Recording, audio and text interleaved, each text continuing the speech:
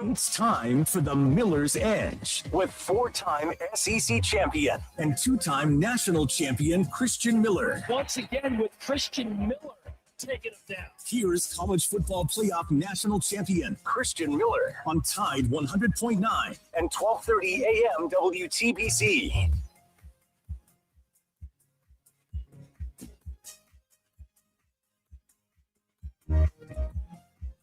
And welcome into this Monday edition of the Miller's Edge, Tide 100.9, 1230 WTBC, presented by the Good Feet Store.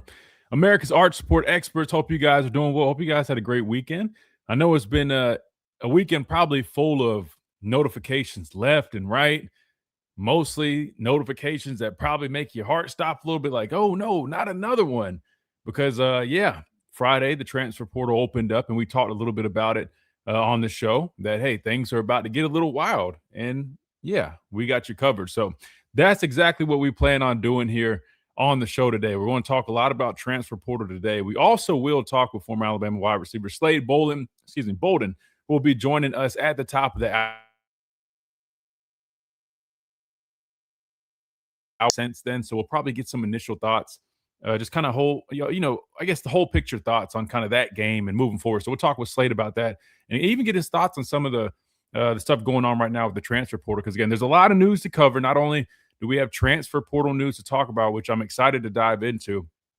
And when I say excited, it's not like I'm necessarily like looking forward to all this stuff, but I know a lot of people have a lot of comments on what's going on. So I do want to tell you, 205-342-9904. We're going to get your phone calls. Make sure you guys come check out the stream because I know sometimes we get backed up on the phone lines, and I'm trying to get better about trying to be quicker with the call so we can get more people on. But if you join us on the stream over on YouTube or on Facebook, you can always interact in the chat and leave all your questions, comments, and concerns. They pop up in live time, and I can read them. We can discuss them. So make sure you guys check us out on the streams. If you haven't already, completely free to do. All we do is ask on your way in or on your way out, preferably on your way in. Just hit that like button. It's completely free. And subscribe if you guys like the content. Chase, I can't help but notice, man, there's a number of times, man, I put out a tweet just kind of discussing some things. I don't even tweet a whole bunch on our account, but when I do, we get so much engagement, and it's majority Alabama fans, but then half of them aren't even following us on X, man. I'm like, what's up with that? You're an Alabama fan, but you don't want to support former players in the media. Come on, man. Let's do that. Let's do it the right way. So if you guys, I got a new challenge. If you guys stop by our X page or our YouTube, just subscribe, man. All that does is help support the channel. It's completely free, and I promise you won't be disappointed. If you like football, you like learning about football, you like Alabama football, why not support the guys, man? I promise I'm gonna put out some fire content. We got guests that come on and all that. You guys will enjoy it. So make sure you guys support the movement here on the Miller's Edge. We're growing very rapidly. A lot of big things in store for this year. So you don't want to miss out on that. So make sure you guys stay up to date with all that. That being said, Chase, there's been things, I mean, literally probably every 30 minutes, there's news coming out. Another guy in the portal, another guy on a visit on campus. I mean, it's all over the place. So I'm not saying I can necessarily ease y'all's, I guess, worries or stressors in this moment, but I think I can offer a lot of context, a lot of information that might be pretty valuable for you guys. Because here's the thing. I mean, not only do I know a lot of people here on this staff, I have friends and connections and people that are all over this space right now. You know what I mean? Across the whole country at different schools and whatnot. I talk to all these people. So hopefully I can answer a lot of y'all's questions. But just know, surface level, you'll see a whole bunch of, guys leaving, guys coming in, and it seems like madness. But I'm here to tell you, number one, this kind of is the new norm. But number two, you just got to just let everything play out the way it plays out. And I'll explain why I say that here in a little bit. So we'll do all that in a minute. But that being said, a couple other things. There's a clip that I do want to play at some point, Chase. It's Bruce Pearl. Obviously, you guys probably, who he is, probably not the biggest fan of him, former Auburn basketball coach. But he, like Coach Saban, does some media work. And, everybody's wanting the opinion of people that have been in these positions. And, well, he was asked, what would he do to help fix all this madness that's going on right now? Not just with college football, but, again, it happens in all sports. College basketball, for sure. A little bit in, I guess, softball. We've seen Texas Tech pay a softball pitcher like $1 million. So, I mean, it goes on.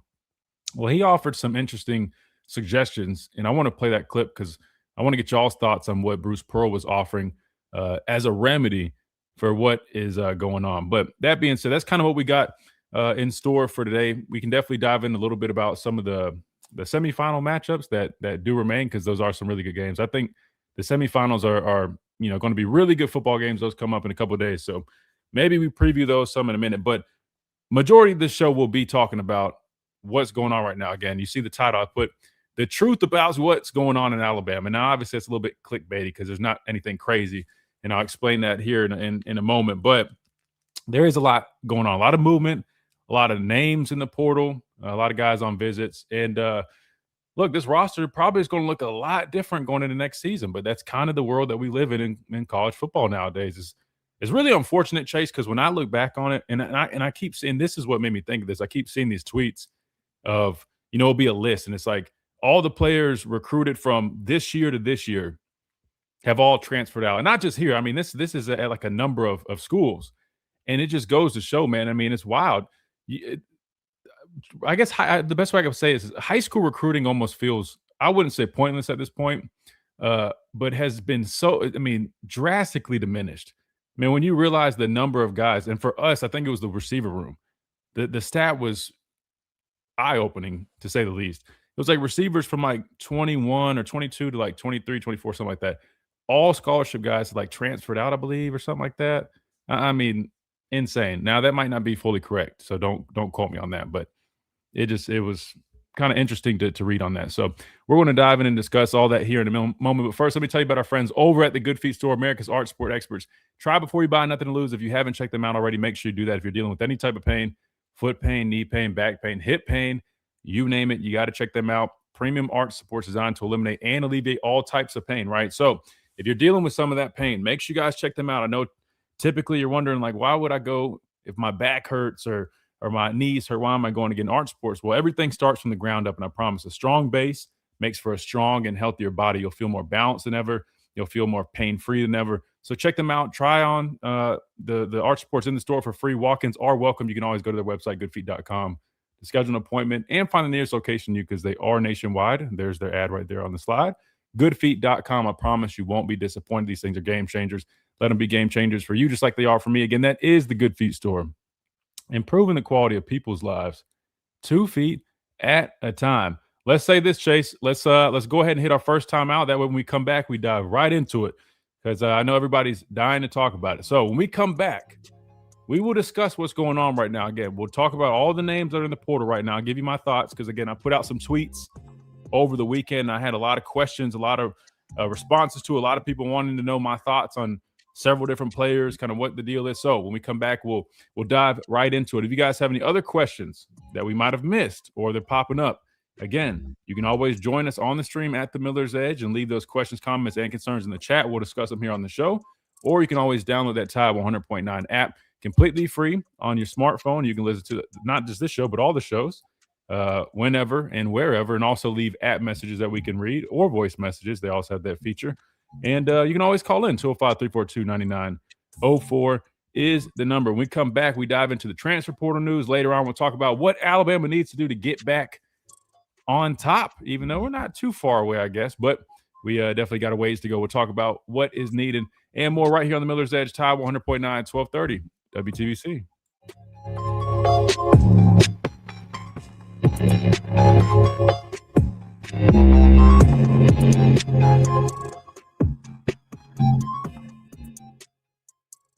The Tuscaloosa Thread News Update is brought to you by Tuscaloosa.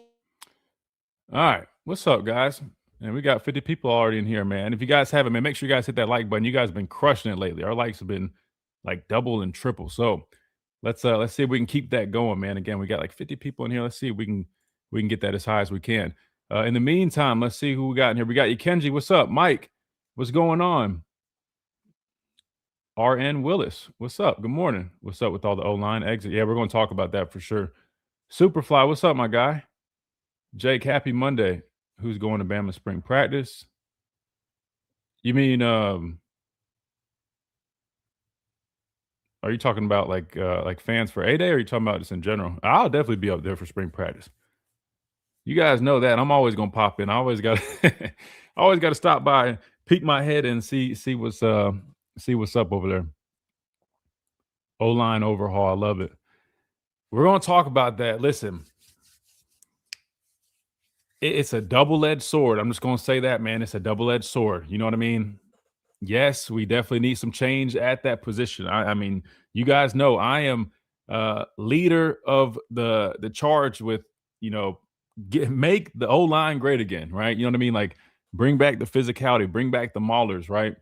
Everything starts up front in the trenches, which is funny because like some of my tweets, like I had listed like, top portal needs and running back was on that list. And I had several people like, oh, it doesn't matter if you don't have an O-line. I'm like, guys, go get your prescription checked. Number one literally is offensive line. Like, and two, guys, I know all we talk about, man, I'm a trench guy myself. All we talk about is the trenches. However, two things can be true. I always say that, and I stand firm with that, man. Listen, you guys know we watch tape, and as much as our offensive line struggled at times, number of times, a lot of inconsistency. There were also opportunities, believe it or not, that they actually did block pretty decent, and our backs, they missed opportunities, right? And I'm just being honest. I think I think both parties share blame. 100%, I do agree because I think somebody mentioned like, a good offensive line will probably make those guys play much better. And 100%, those guys' job, will be much easier. There should be much better production with a better offensive line. However, I view it, and I don't want to jump the gun because I might have to go back and talk about this, but think of it like this. Back in 2022 with Jahmyr Gibbs, right? What if Coach Saban just said, oh, well, we've got a young I think Jace McClellan was on that roster. Roydell Williams was a young guy on that roster. Former five-star Sanders was on that roster. Very similar to kind of what you're seeing right here. You got a lot of young guys that were highly recruited, who a lot of people are just going off the names. But Coach Saban knew we need a guy that can provide a spark. Right now, let me. You guys got me jumping the gun, man. Let me wait till we get back to radio. You guys got me jumping the gun. See, that's what you guys do on YouTube, man. You guys get me excited and I start going. I forget, man. We're on commercial break. I can't do that. I got to slow down. Too bad Kalen DeBoer doesn't have the stones to make staff changes.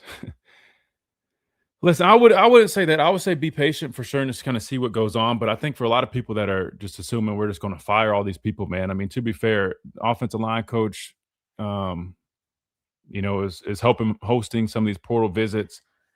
Right now, I'm just being honest with you. I don't think there's many indications that they have any plans on changing right now. But again, never say never. And I'm just saying, as of now, not saying that can't change, but for what it's worth. All right, let's see real quick. Let's update these likes real quick. Let's see where we're at. Boom, we're at 26. All right, we got 55 in here. Let's see if we can get to 35 real quick during this timeout. Let's see what else we got real quick. Well, we got a second. We got 30 seconds before we come back. Dwight, what's up? From, what's up? Smitty, what's up? Brock, what's going on? Not getting anything done yet. We got to be patient, guys. The portal just opened up. It's a 15-day window, I believe. And also, I mean, stuff still happens after that. That's just the window for guys to enter the portal. So be patient, see what they do. But let me stop jumping the gun. Hold on. Here we go. We're about to come back. BEL.com, Babbel.com. This is 100.9.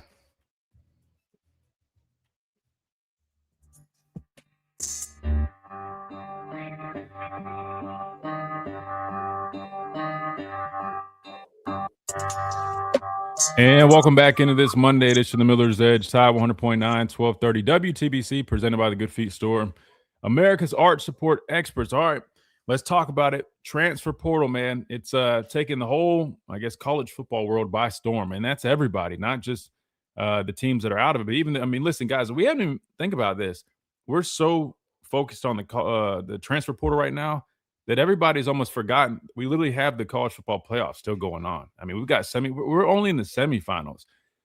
And if anybody needed any other reason to, I guess, go ahead and change this whole calendar, the schedule right now, I mean, this is it, man. I mean, like, it's honestly, Chase, it's ridiculous that this whole madness is going on. And even the teams that are competing, I heard Dan Lanning and Signetti both talking about it.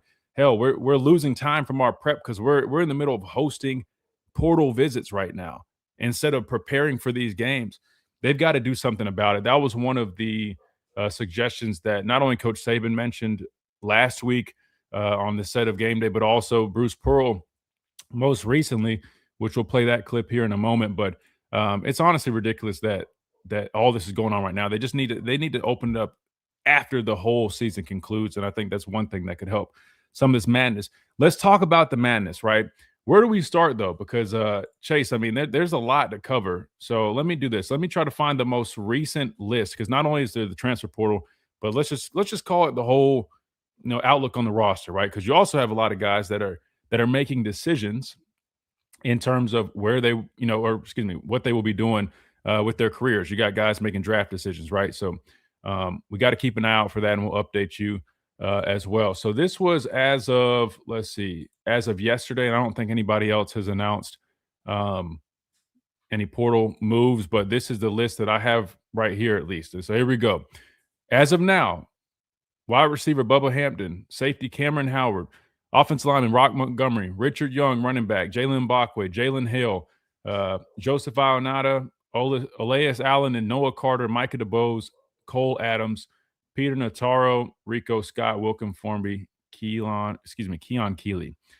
So far. Then incoming, we've got the tight end Josh Ford from Oklahoma State. That's the list as of now, unless somebody else, and I'm drawing a blank, entered the portal and I just didn't see it. That said, Chase, let's start here with some of these guys that have entered their names in the portal. And actually, no, let's backtrack. Let's start a tweet before. I want to preface by saying this too, because I think this is important. For those that haven't seen the tweet that I put out there, just check us out on X at the Miller's Edge. So this is the tweet, and it reads, right? Many fans will react strongly to all of the players entering the portal, but it's important to remember. Number one, this is the new norm. Number two, majority are depth pieces. And number three, some possibly encouraged to enter. Number four, creates opportunities for potential upgrades. And number five, you must work within revenue. And I put /NIL cap. I understand there's no cap on NIL, but what I meant was revenue cap, but then NIL budget, right? So let's just start there. So we just named the guys that are on the list. To my point number two, if you look at it, majority of these guys are depth pieces. Let's just call a spade a spade. And that's no knock on these players whatsoever. Depth pieces are important. I'm not saying they're not important. I'm not saying you just don't care. What I'm saying is this is going to happen, and it happens across all of college football. That's back to point number one. This is the new norm. Georgia, all these schools, you're almost expected to lose. If you're a top program with good football players, you're probably expected to lose on average at least 20 guys a year for various reasons, right? And that goes to some of the other points in here. Here's the reality, right? I'm going to shoot you guys completely straight on how this whole thing works. Not what you guys might hear. I'm telling you for a fact how this thing works, right? With these contracts that these guys sign, they're about a year long, right? So you're re-signing guys on a year-to-year basis. You have to re-recruit your rosters. You got to retain guys. That said, you're going to have guys every single year that are going to be entertaining offers, and it's not necessarily them. It's their representation, whether it's their family, whether it's their agents, whether it's a high school coach, whoever. There's always going to be people actively trying to pursue these guys. And this even is going on during the year, right? There's always people trying to get in people's ears, trying to test the waters, especially if you're a program like the University of Alabama, like the University of Georgia, Ohio State, a program that's normally typically stockpiles talent. These other schools know that there's going to be a number of players on those rosters that unfortunately aren't in the too deep. They might not necessarily be getting as much burn as those guys probably like. Again, when you recruit high-level guys, these guys are used to being stars. They're used to playing. They're used to being the guy. Back when I was in school, it was a little bit different. We didn't have the luxury to say, all right, on a year-to-year basis, I can pick and choose where I want to be at. Once you sign, you pretty much were there. There were exceptions every now and then, but it wasn't like this. So now you can only imagine. Let's look at some of these guys on this list, for example. Bubba Hampton, right? There's a lot of people that were excited about him when he first got here, right? He was doing some good stuff in practice. Here's the problem, guys. This is like a win-now business. So when you bring over Jeremy Bernard, when you bring over Isaiah Horton, guys that you know are immediate impact type players that can help you win right now, you have to do it, right? Unfortunately, there's going to be a number of guys that you bring in via recruiting that are going to get, now I wouldn't necessarily call it passed up. They're getting passed up in the moment, but listen, those guys need to, develop anyways. A lot of these guys aren't ready right now. I don't care what website you look at and the stars they say and all this stuff. That's why when people call the show and they talk about, oh, this guy, why AKD or the 5-star, he was this. And it doesn't matter what he was in high school. It matters what he is right now.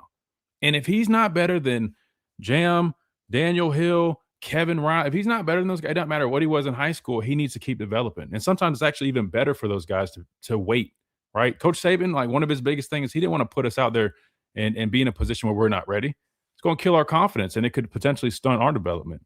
So that said, when you look at guys like Bubba Hampton, right? Cameron Howard, let's just be honest. Let's go down this list. So let's talk about the main point, or one of the main points, in terms of like a lot of these guys being depth pieces. They're going to get offers. If you got Alabama attached to you, people are going to offer you a lump sum of money. So, I mean, listen, you can't really blame these guys or their representation if, say, at Alabama they're making. I'm just making this number up. These are not real numbers. I have ideas and actual numbers, but we're not using those right now. We'll just throw out a number. Say you got a guy making, we'll just say $100,000, right? Because he came in via recruiting. He's getting about $100K a year. If he's a 3 on the depth chart in our receiver room, which makes sense because of the talent that we have, other people are just going to assume, oh man, he was just out of high school. He's a good player. He's at Alabama. They know that he's not going to be making what they're going to offer him. So say they come in and say, hey, we'll give you $350 to come to Baylor, to come to Oklahoma State, wherever it might be. And so now that guy's sitting there like, all right, well, I'm a 3 on the depth chart right now. I can go make $250,000 more dollars, and I'm not in this deep room here at Alabama where there's no guarantees that I'm going to get a whole bunch more playing time, because Horton can come back, Ryan's coming back, Latsier Brooks, he passed me up on the depth chart. That's what's going on. So a lot of your depth pieces, unfortunately, you're going to take a lot of hits to your depth. It's inevitable, because other schools are willing to pay more money than you're paying them.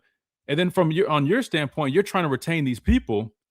But the problem is you're not going to match some offer. Like, that's crazy. You're going to say, okay, hey, we want to keep this guy. We'll risk paying another $250K, which we don't have, to keep a guy who's a depth piece. It doesn't work like that. So you just have, the moral of the story is some of these guys are almost, it is what it is. Like, it's inevitable is what I'm getting at. There's probably only a couple guys on this list that I would say maybe would be shockers / I don't know how to exactly put it. But I also will say this, and this is important for people to understand. Just because a guy's in the portal right now does not mean that he is officially gone or won't be coming back. There's going to be a couple of these guys that potentially return. I'm not saying that there's any. I'm not saying there's a bunch of them. I'm just saying there is a chance. Because what happens is, in that same situation that I just gave you, if it is something, or if it is a player that you do feel strongly about, that maybe there's some miscommunication, maybe there just needed to be some more, like a little bit more of a discussion, there is a good chance that you can end up working them back. My guess for somebody like that out of this list would maybe be a guy like Keon Keeley. And this is why I use Keon for an example. Coming out of high school, Keon was one of the top-rated guys, and somebody asked me about him specifically. So these are my thoughts. Great kid, by the way. I know you guys have already heard this story, but for those that are new here and haven't heard this story, Keon reached out to me personally when he was coming out of high school. When he was still committed to Notre Dame. He reached out to me. I guess he basically said he was like a big fan of mine when I was playing here. He really enjoyed watching me, and he just would love to connect with me and kind of ask me some questions about my time here. We chopped it up. That's how I met him. And man, I think the world of him. Great young man, really good football player. But however, he was one of these guys that he was rated really highly, but he needed to develop, right? And so he spent the last several years, I want to say he was a redshirt sophomore this year. He spent the last 3 years developing. Like freshman year, he wasn't going to play, right? I mean, there's a bunch of people in front of him at that time. Last year, he's making some strides, but listen, between us, not between us, we're on live radio, just calling a spade a spade. When everybody's like calling from, hey man, you got this guy, he's coming out of high school. Again, the quicker fans learn to stop basing stuff off of that and go off of, listen, majority of the time, if guys aren't playing, there's a reason. Not saying a bad reason, just they're probably not ready like you guys might think. He wasn't ready. Fast forward to this year, he finally starts he takes those steps, he makes those strides. And it's unfortunate because he started coming along, man. I mean, they even started having more packages and things that included him because of the progress that he was making. They're relying on him to step up. Now, contrary to what a lot of people believe, because I know he made a lot of plays in the limited time that he did have on the field. The truth is, he still has to keep working, though, because if you go back and watch, every snap that he had, there's a number of times where, he had some mental errors, still not necessarily understand exactly, what to do when he's out there. A couple times, some technique kind of goes out the window again, which is okay. We're not here to judge him. I'm just telling you guys, like, he's not perfect just yet. He's still working. However, that to me is why he is a key guy that they probably are going to fight to see if they can get him back here. And the reason is think about it from a coach's perspective. They spent the last 3 years, man, developing this guy, like getting him to where he is now and where he's, hopefully going. And then to have him leave and then he's going in the hands of somebody else, man, it's it's part of the business, I guess, but it's definitely, not fun for coaches when you think of it from that perspective. That said, I think he could definitely be very beneficial. I wouldn't sum it up as, I know a lot of people are saying like, oh man, like that one hurts. Again, love him to death. Like that's like my little brother. We will be okay if he doesn't return. I'm just being completely honest with you. Because the way I viewed him in this upcoming season, I still don't think he was fully ready for a full-time role like LT just yet. Hopefully that's what you're working towards during the offseason, right? He's a candidate to step up. I mean, you got Jordan Renaud still here. Kelby Collins, I believe, still has eligibility. But still, to me, like he's one of those guys. I mean, to me, I think it would have been, a split duty deal with like Jordan Renaud and him, and Collins probably. But that said, I wouldn't be shocked if they worked to try to bring him back. Because I know, I mean, listen, he likes it here. He loves all his teammates. A lot of people wonder, then why would he enter the portal? I think it can be just a number of things. Listen, a lot of these guys are going to probably test the water. They're probably going to have some opportunities call in, and sometimes they just want to pursue that or kind of see it through. And listen, and then they have a decision to make, and it's ultimately up to them. But I do want to throw this in there. I don't fault any of these guys. If anything, I'm going to fault the system. I think the biggest solution that would probably help a lot of this would be, find a way to get like actual multi-year contracts. If someone wants, to depart early from that contract, or just like any other contract, I guess you're penalized for that, or have some type of deal where there's a buyout maybe. You get the point. But there needs to be some more guidelines, because this whole year-to-year thing is, I mean, you've got guys that just signed last year and they're already in the portal before they even had a chance to really work with them. So there's a lot going on. All right, we got to hit a timeout to stay on schedule. When we come back, trust me, we're just getting started. I got to give my thoughts on the offensive line group, right? Because I know a lot of people are wondering what's going on with that. So when we come back, we'll talk about that. I know we got some phone calls we're going to get to. Plus, we'll talk about some of these guys that are on visits who I think could potentially be some additions, and what else we need to pay attention to in terms of bringing more guys. And we'll do all that when we come back right here on the Miller's Edge. Tide 100.9, 1230, WTBC.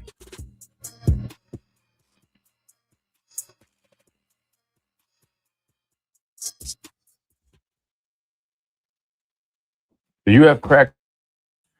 All right, guys, we got 100 people in here. We got 39 likes, man. Let's try to get that up to, let's see, we'll start small. Let's see if we can get up to 50, though.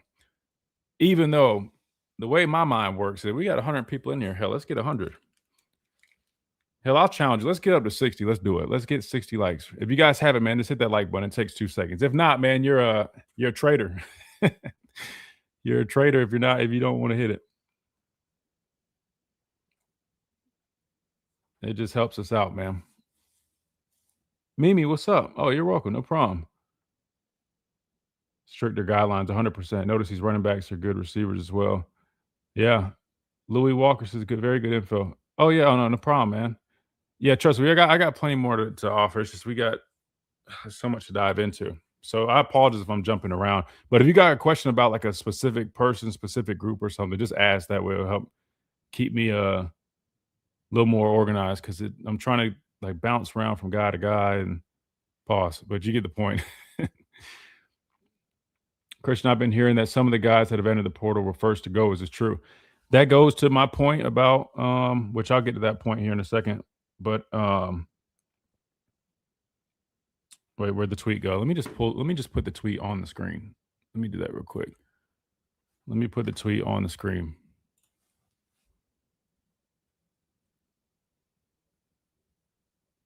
Ty still hasn't made a decision yet, by the way. He's still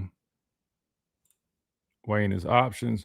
All right, so oh God, you can't even see the tweet. I mean, what's the point of that? Oh, there we go. Now you can. So this was a tweet, by the way, just so you guys have a reference to what I'm talking about. Good stuff. Not a trader anymore. No, I'm just being funny. Hell yeah, we're up to 55. We're rolling. Let's see if we can get that up there. We got 111 in here. Let's see if we can get that up to 65. Let's keep it running. Like I said, it just takes 2 seconds. I know you guys are like, why y'all care so much about the likes on here? It just helps push the platform. So the more people that like it, it just helps push the videos to the algorithm. So more people see it. Because I do feel like sometimes, man, I feel like we're not coming up on a lot of people's algorithms. I'm like, I don't really ask people to like, share, and all that. But hey, man, it's 2026, man. You just got to do what you got to do. Joey, what's up, man? Happy New Year. Like I said, I promise, man. Liking and subscribing, that helps us out, and it just makes the content even better. I promise. We got a lot of big stuff planned. You guys wanted some player interviews. I've already reached out to some guys, so we'll probably have somebody on here at some point this week. Roman Harper's supposed to join us this week. Slade will be with us at the top of the hour. We get Clint Lamb from Cover Crimson on here on Tuesday. So again, if you guys are just tuning in, man, make sure you guys subscribe and stay up to date. I promise you won't be disappointed, man. Best source of especially Alabama football, but former player experience, perspective, all that. And we watch a lot of tape too, since you guys like breakdowns. So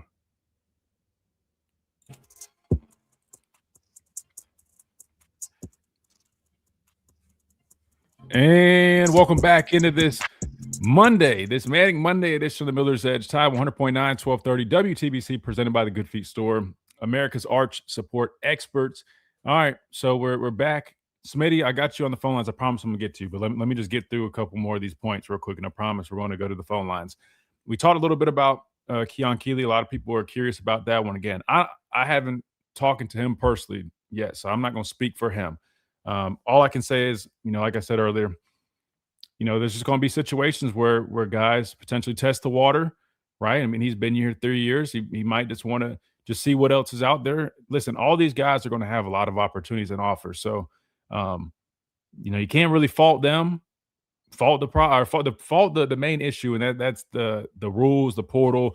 And listen, I'm just going to be transparent when I say this.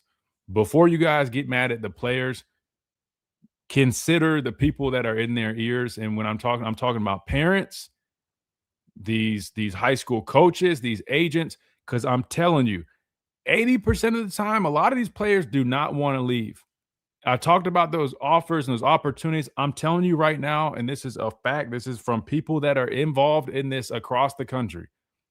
Majority of the time, these guys hit the portal. It is not their true decisions. Yes, they're the player, but you would be shocked how many times there are parents and representatives that are making these kids or telling these kids, you are going to enter the portal. If this coach of this school that you're at right now doesn't do this, you're going to do this. And if you guys don't believe me, that's fine. You can believe what you want, but I'm telling you from experience. So just keep that in mind, by the way, with some of these guys. All right, so the next big thing with this whole portal news, because if you follow the trend, offensive line was definitely an interesting one. I know a lot of people have some thoughts about that. Well, here's the deal. We just were complaining that, hey, we need to improve the offensive line. So now this is why I call it a double-edged sword. Because on one end, yes, it does kind of give a little bit of a breath of fresh air knowing that, hey, man, we're probably, having a complete haul with the offensive line, and we're hopefully going to get some guys in here, right, that can do a better job and can help us improve, the offensive line, our trench play. Because in my opinion, that is probably without a doubt, Alabama's most glaring issue. And listen, this isn't just about this past year. This goes back several years. If we're being completely honest, because that's what we do here on this show.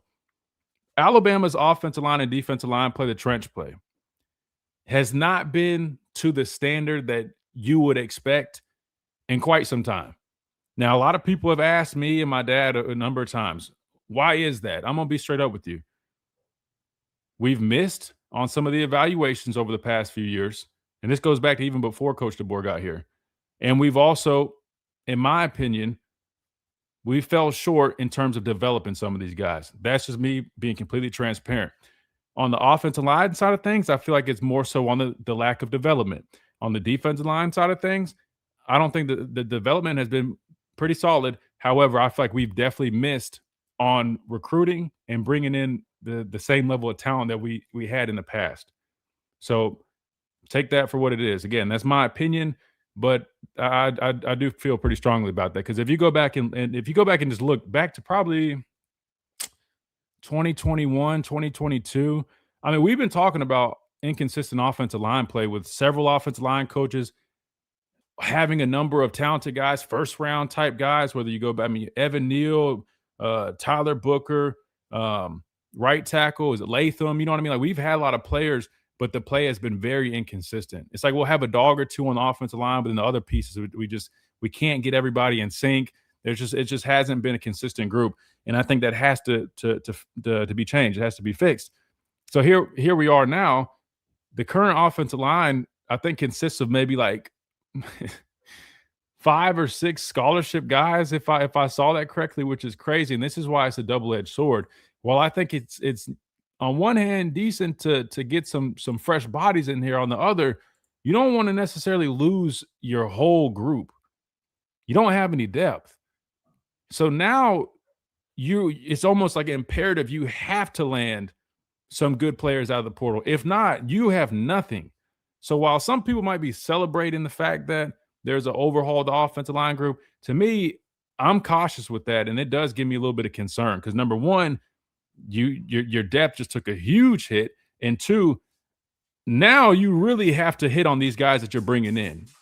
You don't really have a chance to say, we're going to get this guy who we think can be a good player. You need guys that can play right now. Add into the fact that Parker Brailsford just announced that he is going to be declaring for the NFL draft. You now replacing virtually every single player on that offensive line except for right tackle Michael Carroll, who I think is a really good player, and I thought they did a great job in terms of their evaluation of him. He's got experience playing guard and tackle. You can build around that. I like him. He's going to be a good football player. I know he had some freshman moments here and there. That's totally expected. He was going against some good competition. Big fan of Michael Carroll, freshman All-American. That's a good start. But now you're talking about you're losing your center in Parker Brailsford, who, really good football player. To me, I don't think he got enough credit. I mean, you're talking about a guy, yes, he was undersized. I know a lot of people were questioning that, but I kept saying, man, you watch the tape, man, this guy is really good with his technique. He's scrappy. He's really smart, great leader, and he was kind of like the nucleus of that offensive line. You just lost him. And the center is your quarterback on the line of scrimmage. That concerns me. So now you're replacing that position. All the guys that backed him up, Ionata, Vandemark's out of eligibility.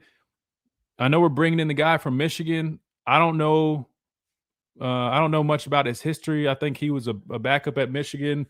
Maybe got some limited snaps. So again, to me, that's you relying on, hey, that guy's potential. Let's hope it works out. Is he going to be an upgrade or even as good as Brailsford? The answer is probably not. Brailsford's a damn good center, one of the best in college football.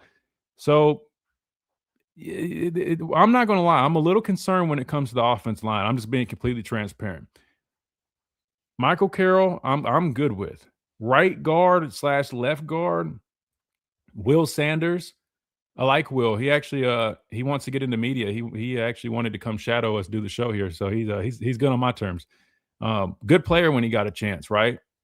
Not the biggest guy, probably about 6'2". I don't know his weight, but again, not the biggest, but he's a good football player. They like him. He's gotten a lot better. It was hard to keep him out of that rotation deal that we were doing. Hopefully we get away from that crap this season. Find your 5 best, maybe a 6 swing player. That's it. All rotating offensive line. Hopefully that experiment is left in 2025. Let's not bring that into 2026. Might have no choice, though, with all the new faces, at least for the first few games. But that said, so you got Will Sanders and Michael Carroll. Jackson Lloyd, I got to see him in practice. I think he's got good potential. But again, we're relying on potential. You know what I mean? So he's going to be competing probably for that left tackle spot. Without a doubt, you've got to bring in some good players good players via the portal. You have to. And I know a lot of people, and I'll get to my list here in a minute, were wondering about the whole, my list doesn't include coaches, guys, because coaches don't have a transfer portal. Not to mention, I'm not one of these people, man. I'll never sit here and call for people's jobs. I'll never sit here and I might say, yes, I think there could be a better job being done at the position, but I'm not going to call for people's jobs, guys. It's not what I do. But it is going to be imperative that, our offensive line is greatly improved, because I've said it since years ago when everybody was going for the low-hanging fruit and blaming everything on Jalen Milroe, which a lot of people owe that man an apology because I think they finally realized the truth. Without a good offensive line, without consistent play there, without guys who can give you a running game, a consistent running game, without guys that can consistently protect the quarterback, it doesn't matter who you get back there. And right now, we're kind of bare bones right there. So we'll see kind of how that room gets addressed. I'll be, definitely paying close attention to it. I know they got another tackle from Mississippi State, but it's a very similar deal. Again, a guy that hadn't really played a bunch. What I think this team needs right now, if I'm being completely transparent, I understand you're working with it, within limits of money and all that stuff. I don't give a damn. If you got to take some money from another person or another group, you got to consider it. You need a proven, I would say, left tackle, and even probably a center or guard. I would say at least two guys that have some valuable experience that could come in from day one, and they are good to go. Some of these guys that we're bringing in right now, listen, not all of these guys via the portal are going to be splash transfers because you need depth. I think you guys are seeing it. You literally need bodies. You have to have players. So some of them are probably going to sound a little underwhelming, but you need the bodies. But hopefully we can invest into that, because I don't care how good of a skill position group we have. I don't care how many 5-star running backs we have. I don't care how impressed I am with Keelan Russell. If you don't get the guys in front of him, none of that crap is going to be worth a damn. It's not. That's how the game of football works. So in terms of the offensive line, I'll be honest with you guys. The last question there is, why is everybody leaving? Again, I haven't spoken to any of those guys personally, so I'm not going to be like some of these people that just come on here and act like I have the know. Listen, if I just had to tell you something, normally when there's an influx of players leaving a group like that, typically, again, I'm not saying this is the case here, but I'm just being completely transparent from a player perspective. Typically, there's probably some type of disconnect between the players and coaches or whatever the case may be. I'm just being completely honest with you. I'm not saying that's the case here. I'm just telling you. Normally, when there's a number of guys, especially some younger guys who are posed to have an opportunity to compete for some playing time, if guys are leaving, it's probably because there's some type of disconnect there, or they genuinely just want to go pursue other opportunities where they probably are going to be compensated a little bit more. But, it is what it is. Like I said, you just got to be patient there. But again, the portal window is 15 days, but that's just for the window to enter. You still have plenty of time after that to make a decision. So I think there's going to be a lot of movement. Don't go off of what you're seeing just because it's only been again, Friday is when it opened. It's only Monday. So my advice to all the fans that are, kind of, hitting the panic button and all, be patient, because there's going to be a lot of movement. Hell, there could be another wave. I hope not, or even a couple more, maybe just one more. The guys enter the portal. But like I said earlier, there could be guys that come back. And there's definitely going to be a lot of movement over the next couple weeks. So definitely stay tuned to that, because I promise we'll keep you updated with everything. We got to hit a timeout. When we come back, we keep on rolling. We'll go to the phone lines. I got Smitty on there. I don't want him waiting too long. We'll go to those guys real quick. Then we'll get Slade at the top of the hour. We're going to keep talking about this, breaking down this portal, because there's still plenty of more to talk about with it. And again, we're maybe not even a third of the way through. So don't go anywhere. I promise we're just getting started. Slade, Bolden, top of the hour. Plenty more coming up right here on the Miller's Edge, Tide 100.9, 1230, WTBC.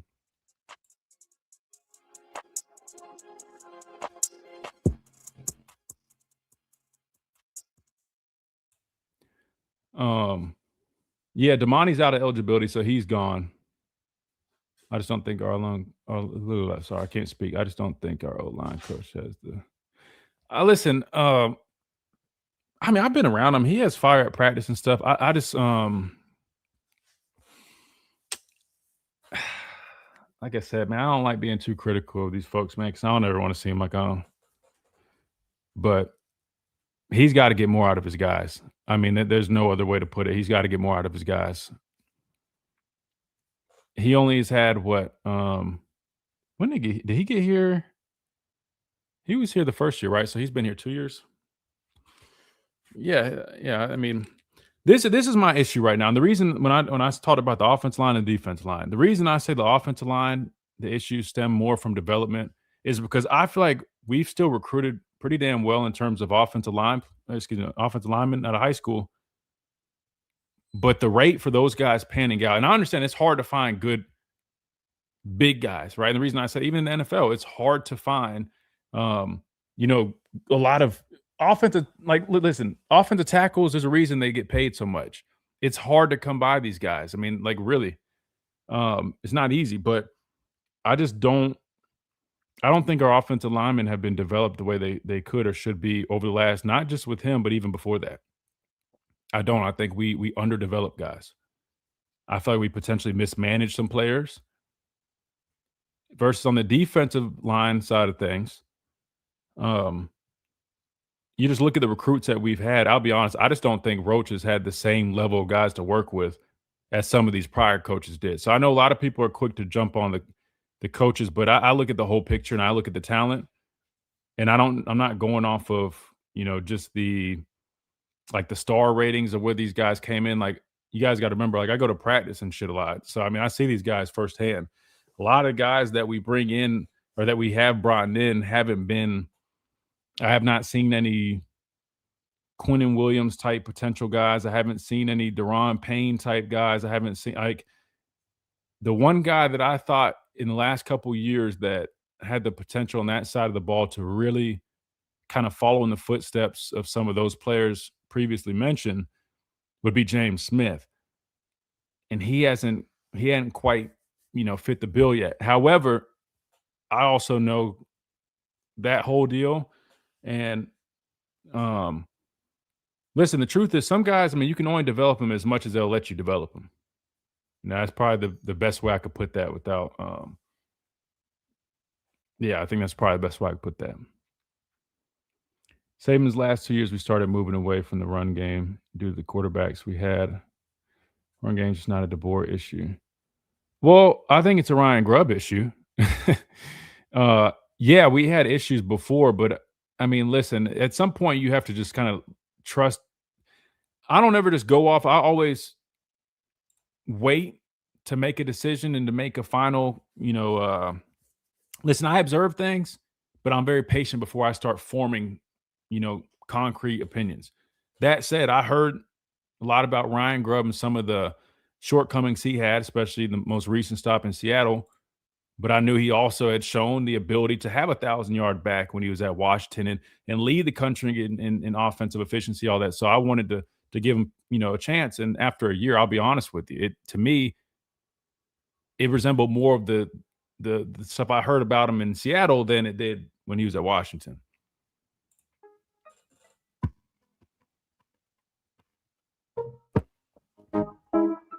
And welcome back into this Monday edition of the Miller's Edge, Tide 100.9, 1230 WTBC, presented by the Good Feet Store, America's Arch Support Experts. All right, let's go to the phone lines, man. I've been talking a lot. I got plenty more to talk about. Don't worry, but I want you guys to get a chance. 205-342-9904.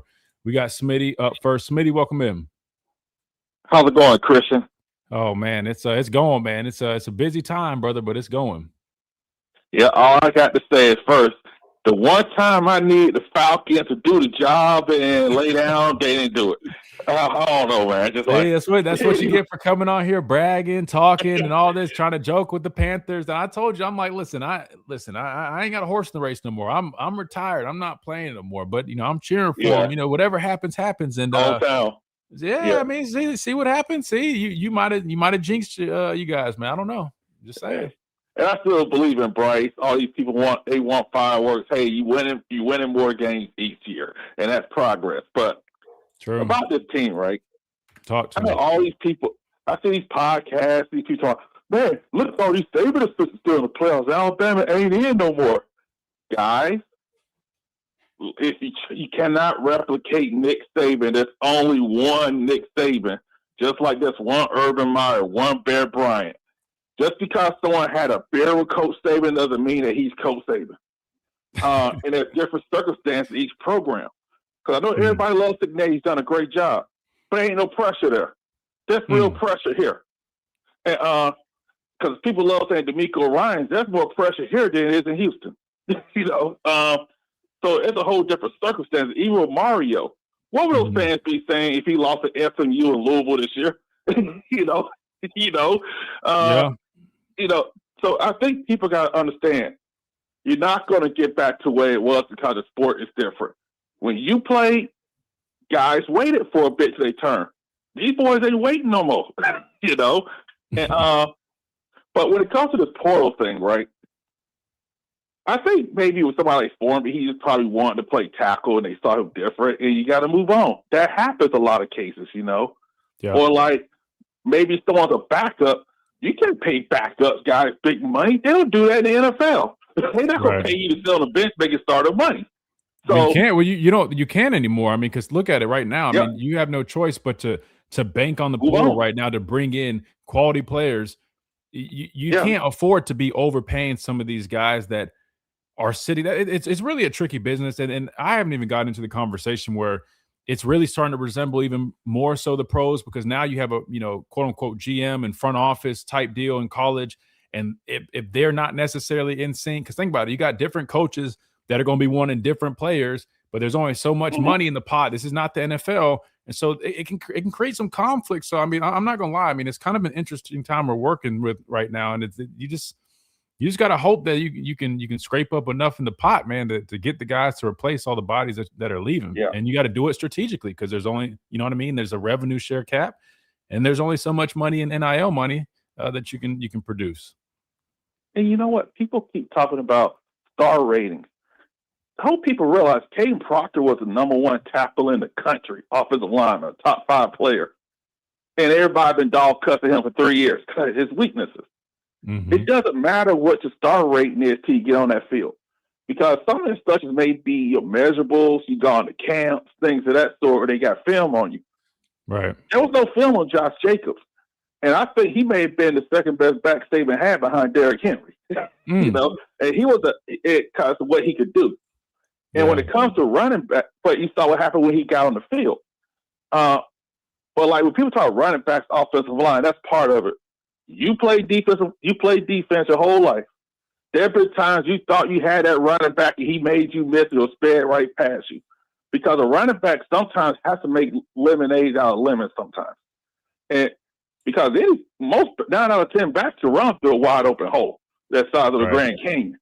But what if someone's in your face? Can you make that guy miss? And I think that was something that we was lacking the past 2 years. There was a reason, because the coaches say one thing in the media, their actions say otherwise. Now you see why Milroe got all those carries. I've been saying that for the longest. If people would have just tuned into this damn show and listened to us and stopped trying to fight us and act like we've been telling, I've been trying to say that for 3 years now. When everybody was telling me, oh, he's keeping it, he's supposed to give it to them. I'm like, dude, they're running quarterback design power, quarterback counter. All of this is quarterback design run. I'm like, what are you guys talking about? And I'm like, they're doing that for a reason. He's the best option right now that they have. Like that's I've been trying to explain that, and to me, that's the issue.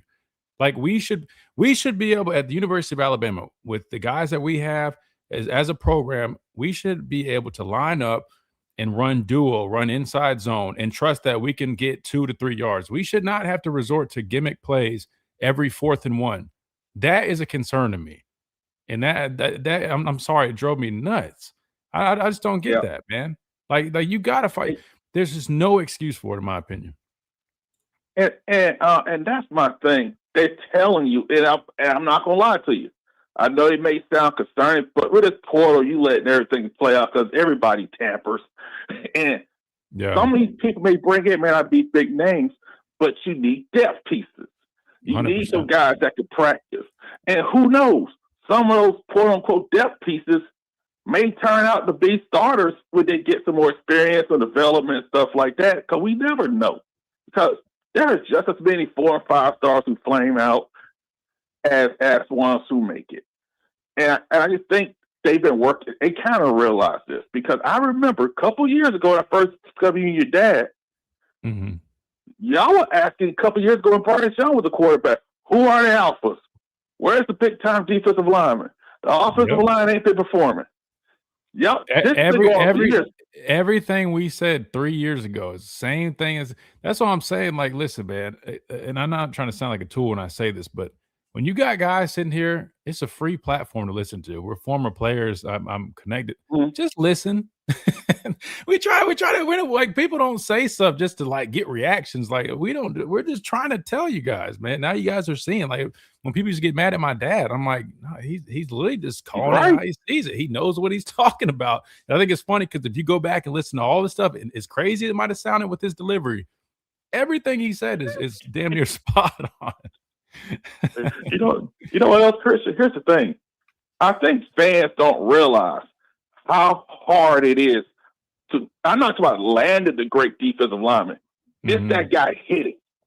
Saban hit some home runs those years, that run he had. You know how hard it is to hit on that stuff. But you got to remember today, these guys ain't waiting 2 or 3 years to develop in the program. These guys going to be out. Because I remember, I think it was 2013, he landed both Jonathan Allen and A'Shawn Robinson.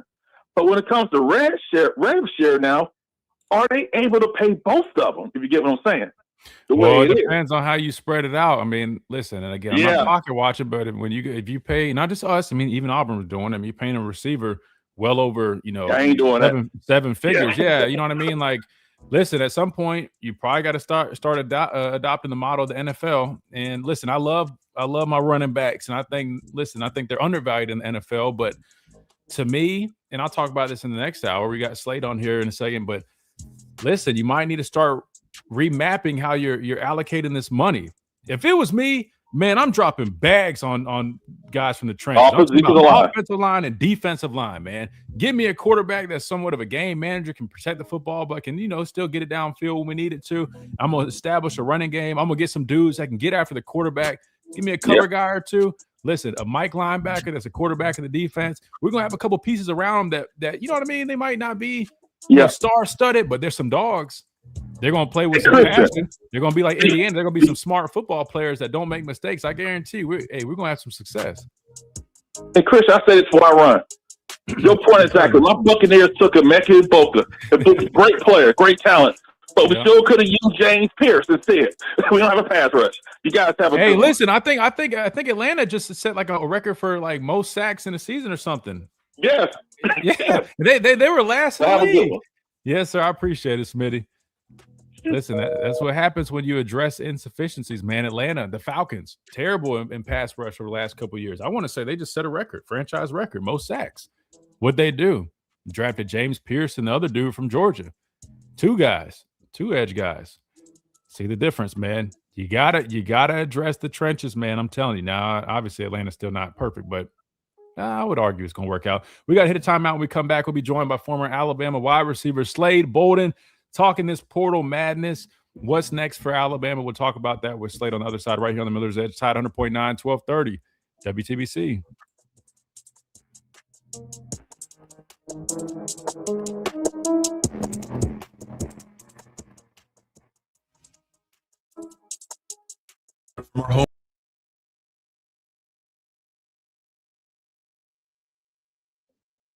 Yes, sir. Easy money this time. And the Dreamers. Can you hear me, Slade? I can't hear you. You can't hear me? Hold on. How about now? No? Still can't hear you. Hold on, wait. That's weird. Technical difficulties. Well, it's going through because I hear you and the stream hears us. But wait, no. I should do like let's make sure us. There we go. Come on. Try. You can try to. Can you hear me? Yeah. Okay.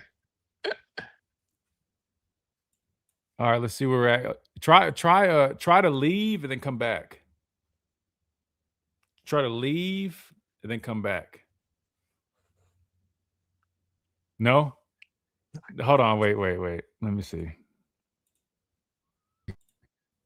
All right, yeah, okay. Then now he got it. All right, he understood. All right, while we wait on Slade to rejoin, man, if you guys haven't, man, hit that like button. I think we were up to like 150 people in here. We're up to 83. Let's see if we can get to 100 real quick. We got plenty of people to do it, guys. We're at 146. Hit that like button if you haven't already. Let's get to 100 real quick over on this break. We got Slade. If you're a fan of Slade Bolden, hit that like button. We'll get all 140 if you guys. There we go. Now, Hey, there I it can is. hear you. All right, good. Slade, I'm using you to get the likes up, man. If you guys are a fan of Slade Bolden, man, hit that like button. I hope you get plenty of likes. I don't know how Hey, many. it's going up. We got a few more already. It's going up.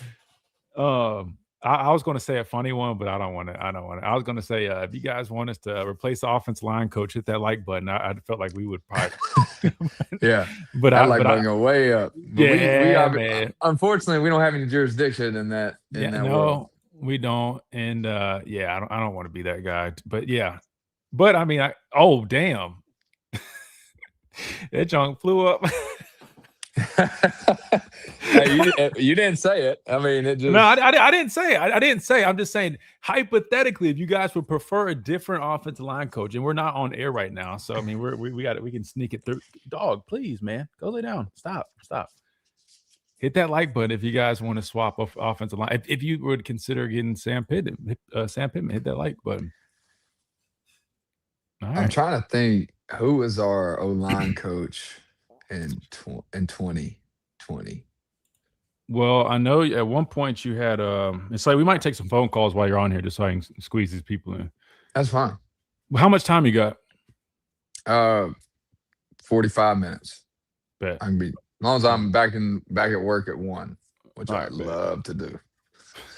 Great poll question. Chill. No, Arthur. No. We're not gonna do that. We listen. I can't do that on this show, man. I can't do that on the show. I can't. I stay away from that kind of stuff just because I'm too. What is it? I got. They're like poll questions about coaches and stuff.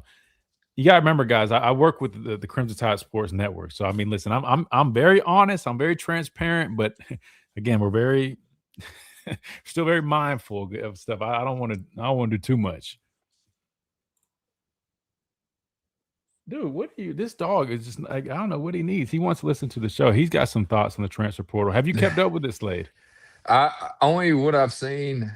I've seen a couple tweets of guys transferring. I struggle with his last name. He switched from DB to receiver. Boom, we hit 100. Let's go. Sorry, I may cut you off. No, you're good. I saw him. Oh, Mbakwe. Oh, well. Yeah. Here, I got an idea because we're about to come back in like 5 seconds. So I'm gonna put this on the screen I'm gonna show you some of these guys, and I'll get your thoughts. All right, here we go. I can tell you what we need. I can do that. And welcome back into this Monday edition of the Miller's Edge, Tide 100.9, 1230 WTBC, presented by the Good Feet Store, America's Art Sport Experts. New Year's means new opportunities. Listen, we got plenty of some sponsorship and advertising opportunities opening up with the new year. So just know, I basically went to the drawing board and I said, you know what, man, we're going to scrap all these different things. It's simple, man. I've got one hell of an opportunity lined up where, I just drop things that's more exposure than ever. So if you guys are interested in working with us and teaming up with us, because we're growing rapidly, just know that. Make sure you guys check us out. themillersedge.com. There's a tab where it says like join the team. You can always check that out and email us from there. But I promise you, man, like the stuff I'm offering right now is, I don't even know if how long I'll be able to do it, because it's kind of insane. But make sure you guys check us out. All right, we're joined by Slim Slade, former Alabama wide receiver, looking all nice and proper. I like that. Listen, are you part of the quarter? Are you part of the quarter zip movement? Listen, everybody's dropping the Nike Techs and going to quarter zips now. I feel like you probably already had some quarter zips before that, but no, that's the funny thing about it. I probably had 3 sets of Nike Techs, and I think I've accumulated probably 4 quarter zips over, I don't know, since high school and college. And it's one of those things you get from your grandmother or your mom or your aunt, whatever. And like, gift that you're not really. It's a quarter zip, and you're like, this is really nice. Like, thank you. Like, it looks good, but I never wore them. I couldn't tell you the last time I've worn a quarter zip. Not even a church. I don't even remember the last time I've worn one in general. And it's funny, full circle moment. and I don't know if it's growing up, it's obviously changing careers, but I literally asked for quarter zips this Christmas, and I got 2. No, I got 4. 2 from parents, 2 from a girl, and from my girl, not a girl. But and then I had 2 just like in a bin somewhere that I never touched. And I was like, oh, perfect. I don't need anything anymore. Now And you point I them normally out. don't wear like a tie because I've had a couple quarter zips since and that I started wearing for work. I normally don't wear a tie, but hey, first Monday of the year, Well, I'm feeling I feeling like it. different. No, I like it. It Yeah. looks I don't good. know if I'm No, about to come do, sell you insurance or do your accounting. One of the two. Or pledge maybe for a both. fraternity. Nah, nah, no.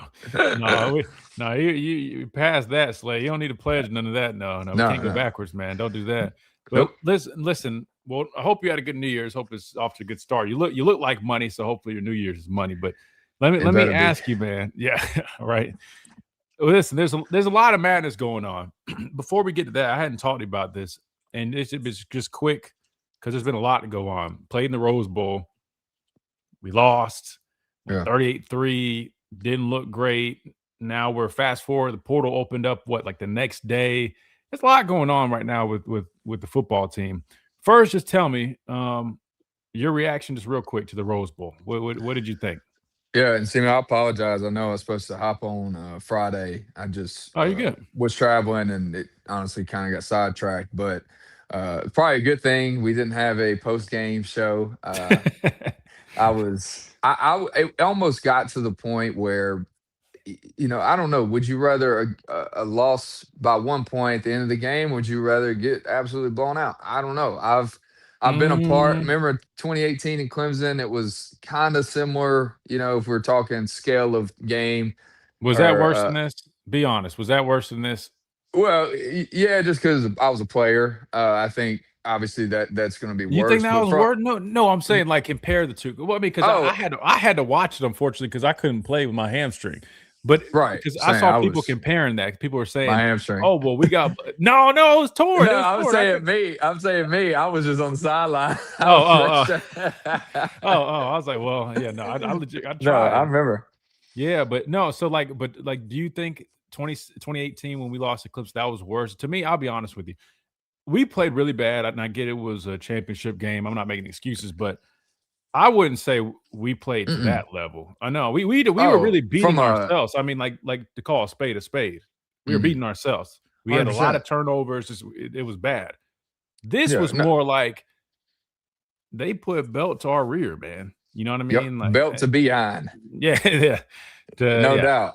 I Yeah, from a level of game or just like the overall competitive levelness, overall like how the game went. Yeah, this is way worse than that. I was I just saying agree. personally, I guess it was worse when I was on the team we lost, but Yeah, that's the only time that we lost that bad. I mean, and it really wasn't that bad towards and the that was in end. This like was 5 year span, at least for me. Like, oh, bro, a I don't 10-year remember us. span. Yeah, well, I was Maybe. about to I say don't Ohio State, my first year in 2014, they ended up beating us by a couple scores, but again, it wasn't. Yeah, and I put out a little thing, and then I was kind of explaining that. Like, I think that's what, as a former player, that's what disappoints me about some of the losses that we've had over the last 2 years.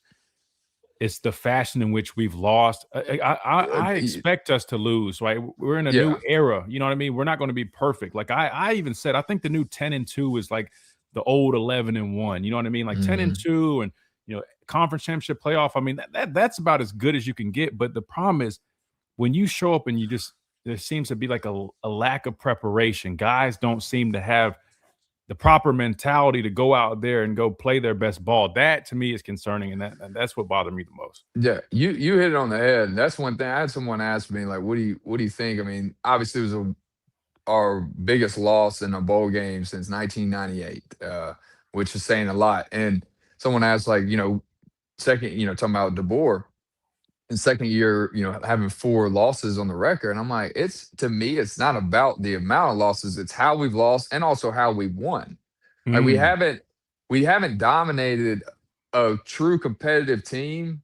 I will say we did dominate kinda against Georgia the first time we played them. And if it was from second a half, level, a level of competition. Yeah, like that was probably the most dominance we've shown all year. But the way we lost and the way we won, we haven't won.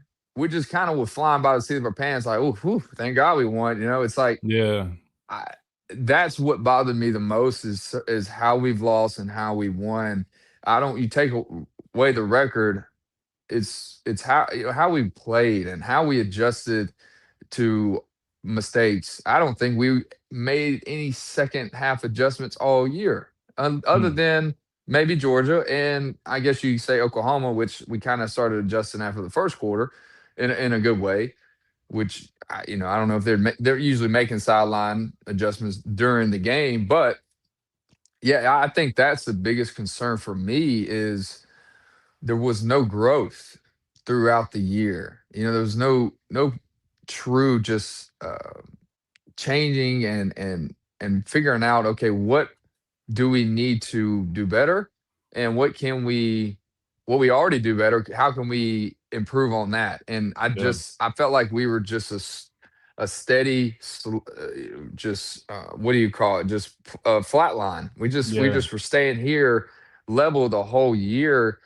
And that's what it boils down to me is we really haven't seen any true adjustments made, because you have to. When you start off a year great, cool.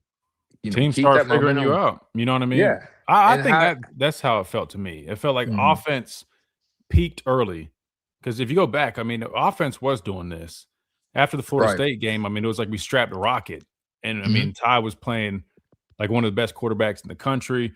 Jeremy Bernard stepped up as being that guy. People are already saying, "Oh man, this guy's in conversation to be wide receiver 1 or 2 in the upcoming draft." Horton started to come alive. Hell, even the offensive line at that point seemed, even though there's a lot of rotation, there seemed to be some decent performances. I mean, Vanderbilt was a really good performance on the ground. The problem was, it was like, to your point, I wouldn't, from my perspective, I wouldn't necessarily say we flatlined. The way I saw it was we peaked early, and Mhm. when other teams started making adjustments and starting to figure us out, it was like, to your point, we didn't necessarily have a great answer for it, and then we started to see a decline. And listen, I'm a big stock guy, so this is how I call it. It was almost like the Oklahoma, like the playoff Oklahoma game was like that dead cat bounce, or it's almost like a false kind of thing. And it seemed like, oh man, we've got our mojo back, and then for whatever reason, we go out and play Indiana after having more time off to get healthier, and then it was like we just returned right back to our true identity, which was no identity offensively. Because in Yeah. my opinion, once they took away the passing game, our passing threat, which was literally our saving grace this season, we were left with nothing because our running game wasn't there, wasn't consistent Mhm. enough. We went away from it. We didn't have, the confidence to really even lean into it when we needed to even give us that balance. But I would say this, Slade, from my perspective defensively, I will say I did think we improved gradually throughout the year. I thought we got better. Yeah. So I do want to give them credit. I just think at some point towards the end of the year, kind of ran out of gas. I mean, you're asking so much out of those guys that eventually just kind of, finally cave, unfortunately. Well, when you keep going 3 and out, you don't have any long sustaining drives. You keep your defense on the field against a very good team that dominated us. They're very efficient. Yeah. Don't Quarterback make play was mistakes. super efficient. Right. Yeah. Yeah, that is going to tire your defense out, and that's one thing. Is like, yeah, I do think there was one moment, obviously, in the game that we had an opportunity. Now we still go down and score? Do we still take advantage of it? But the turnover by Ty, it happens. But what was it? Probably 7-0 at that point. Let's say we had, because we were going down the field, and even the first drive of the game, we had a decent drive. Just got stalled out. But if Mhm. we don't turn over there, maybe we go down and score. The momentum changes. It is a different ball game, but you still got to score, and that's Yeah. that's a lot of what ifs. So, and then from then on, it was brutal. It was tough to watch. Just complete dominance in the They look like the trenches, old and Alabama. I said last week it almost looked like we should have like swapped uniforms, and you know what I mean? Because I'm watching Indiana right now, and I'm not one of those people that say, "Oh, it's Indiana." Like, no, I watched them. I knew they were a damn good football team, but it was just crazy because I'm like, man, I mean, the way they rely on their running game and they're picking up 4 or 5 yards a pop. Their quarterback, really good player, makes smart decisions. He's very much on time, very accurate, but I hate to say like this, but like. He's not necessarily like he's not like blowing you away, so to speak, just by like some of like some of these other quarterback prospects. You're like, damn, like that dude, he's just so efficient and so effective and so smart into what's going on, what he needs to do. And you got to give a lot of credit to their coaches, man. Schematically, those guys had an answer for every single thing that we did when we played soft coverage. They're attacking the flats, the perimeter, right? When they see that, there's some blitz opportunities coming at them, they're going to take their shots. They went max protect, and they took their shots, knowing they got true one-on-ones. They trusted their guys in man coverage and the quarterback to make a good throw to where their guy could. I mean, like I was so impressed by that team. Like, I'll be honest with you, Slade. I don't think I've seen a team that efficient, that effective, that balanced, not only offensively but all around. Defensively, the way they bring pressure. I mean, I hate to sit here and glaze these guys, but I mean, that was one of the most impressive performances I've seen out of a football team in quite some time. Yeah, I mean, they showed for sure why they're ranked #1 team in the country. I mean, even compared to like Georgia, you watch and they have their slumps or sometimes their mistake. That team, I mean, I'm like just sitting there waiting. I'm like, all right, they got to screw up here. They got to. I'm like, bro, outside of that first series on defense, we sacked them twice. I'm like, them dudes, man, shoot. Oh, let me do this because we're about to run over. Let's hit a break real quick, Chase, if we can. We'll hit a break so we can stay on schedule. When we come back, we'll keep talking about this. And I do want to segue a little bit, Slade. I got to get your thoughts on this whole transfer portal deal, man, because a lot of Bama fans right now they're stressing. They're sweating. They're seeing these guys hit the portal. They're like, hey, man, whoa, what's going on at Alabama? The stream is titled The Truth About What's Going On at Alabama. We're going to talk about that when we come back right here on the Miller's Edge, Tide 100.9, 1230, WTBC.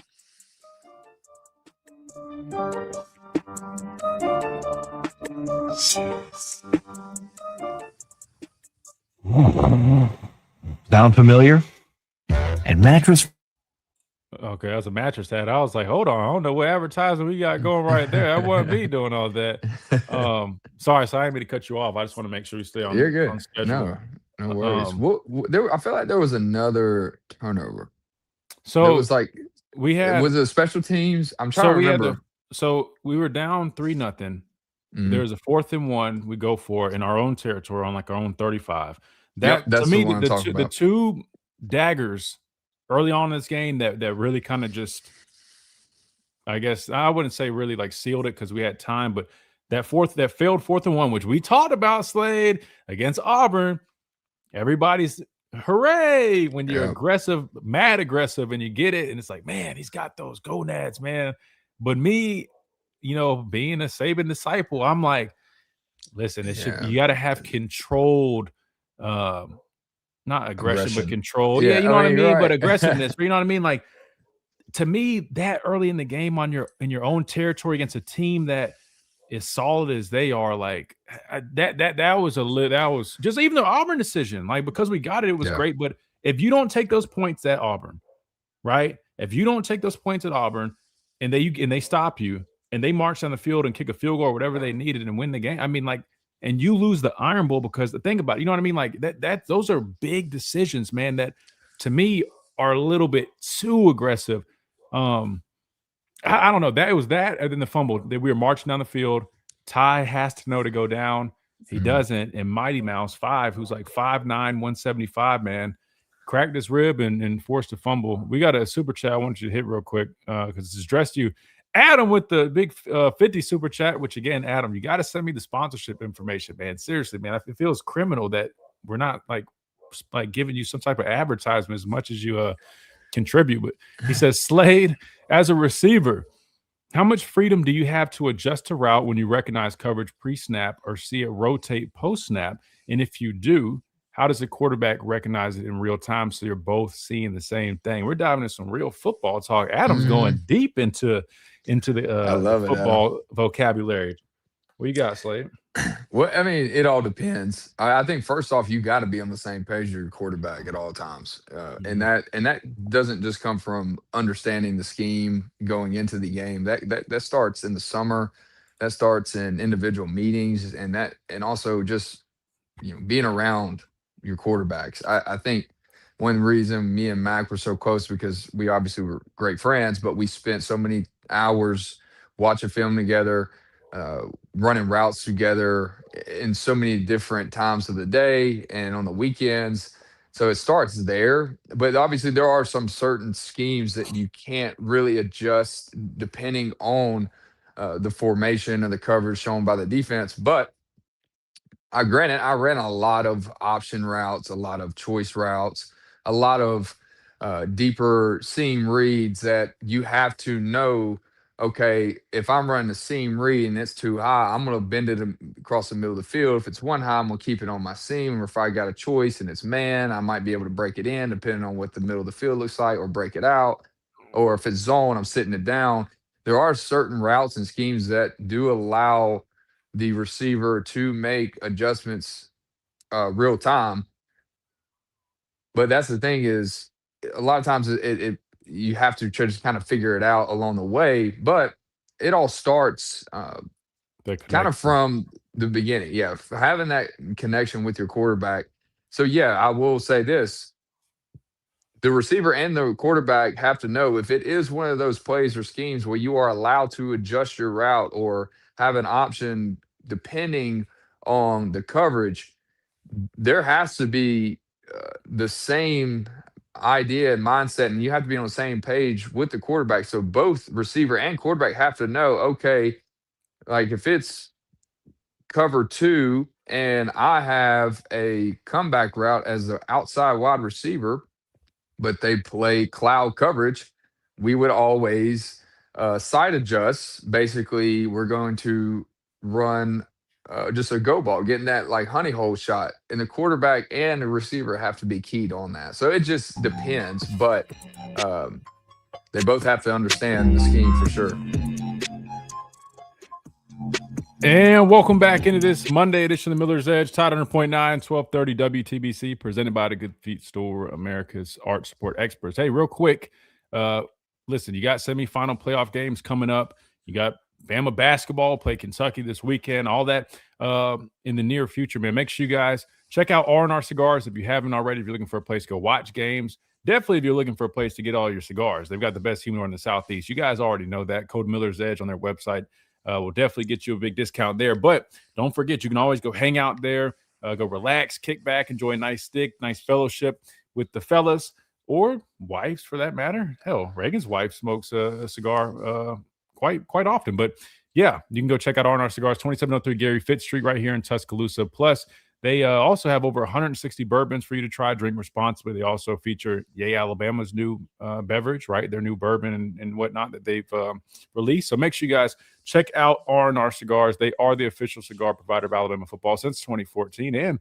a close partner of us on the Miller's Edge, if I can just speak. Sorry, it's been a long day. That being said, we got Slade on here. He just answered a great question, by the way. Shout out to Adam. Again, he's like a honorary sponsor at this point. He's so generous with all his support, man. I promise once we get Adam's business information, we're gonna throw him on here. I'm gonna make Adam an ad whether he likes it or not. But I need Adam's business information as well. Adam, drop it. Drop your plug the business stuff in the chat so everybody got you. But no, really good question. And you know what's crazy? Oklahoma comes to mind. You know, if you think about it, we showed cover 0. Ended up getting the cover 2. That disconnect between John Mateer and that receiver, the reason we picked it off is because they're probably running like a quick out, something like that. At least we're supposed to pre-snap. But I think the receiver ended up converting, like you talked about. Maybe he recognized post-snap. It was probably getting to cover 2. Maybe he was trying to convert, trying to hit that spot. Mateer didn't, and throws a pick 6. So really good question by Adam, and great answer because Slade, he played a position, right? So that's why we enjoy having former players on here, man. They can offer all types of perspectives. I need your perspective, though, Slade, because transfer portal is what everybody is going crazy about. Now, this is the list. I had it pulled up. Let me make it big for you so you can see. Hold on one second. We got to – here we go. So let me hide the super chat from Adam. Again, Adam, thank you so much. Seriously, man. You're insane, man. You're insane, but I appreciate it. Seriously. All right, so outgoing players right now, Slade.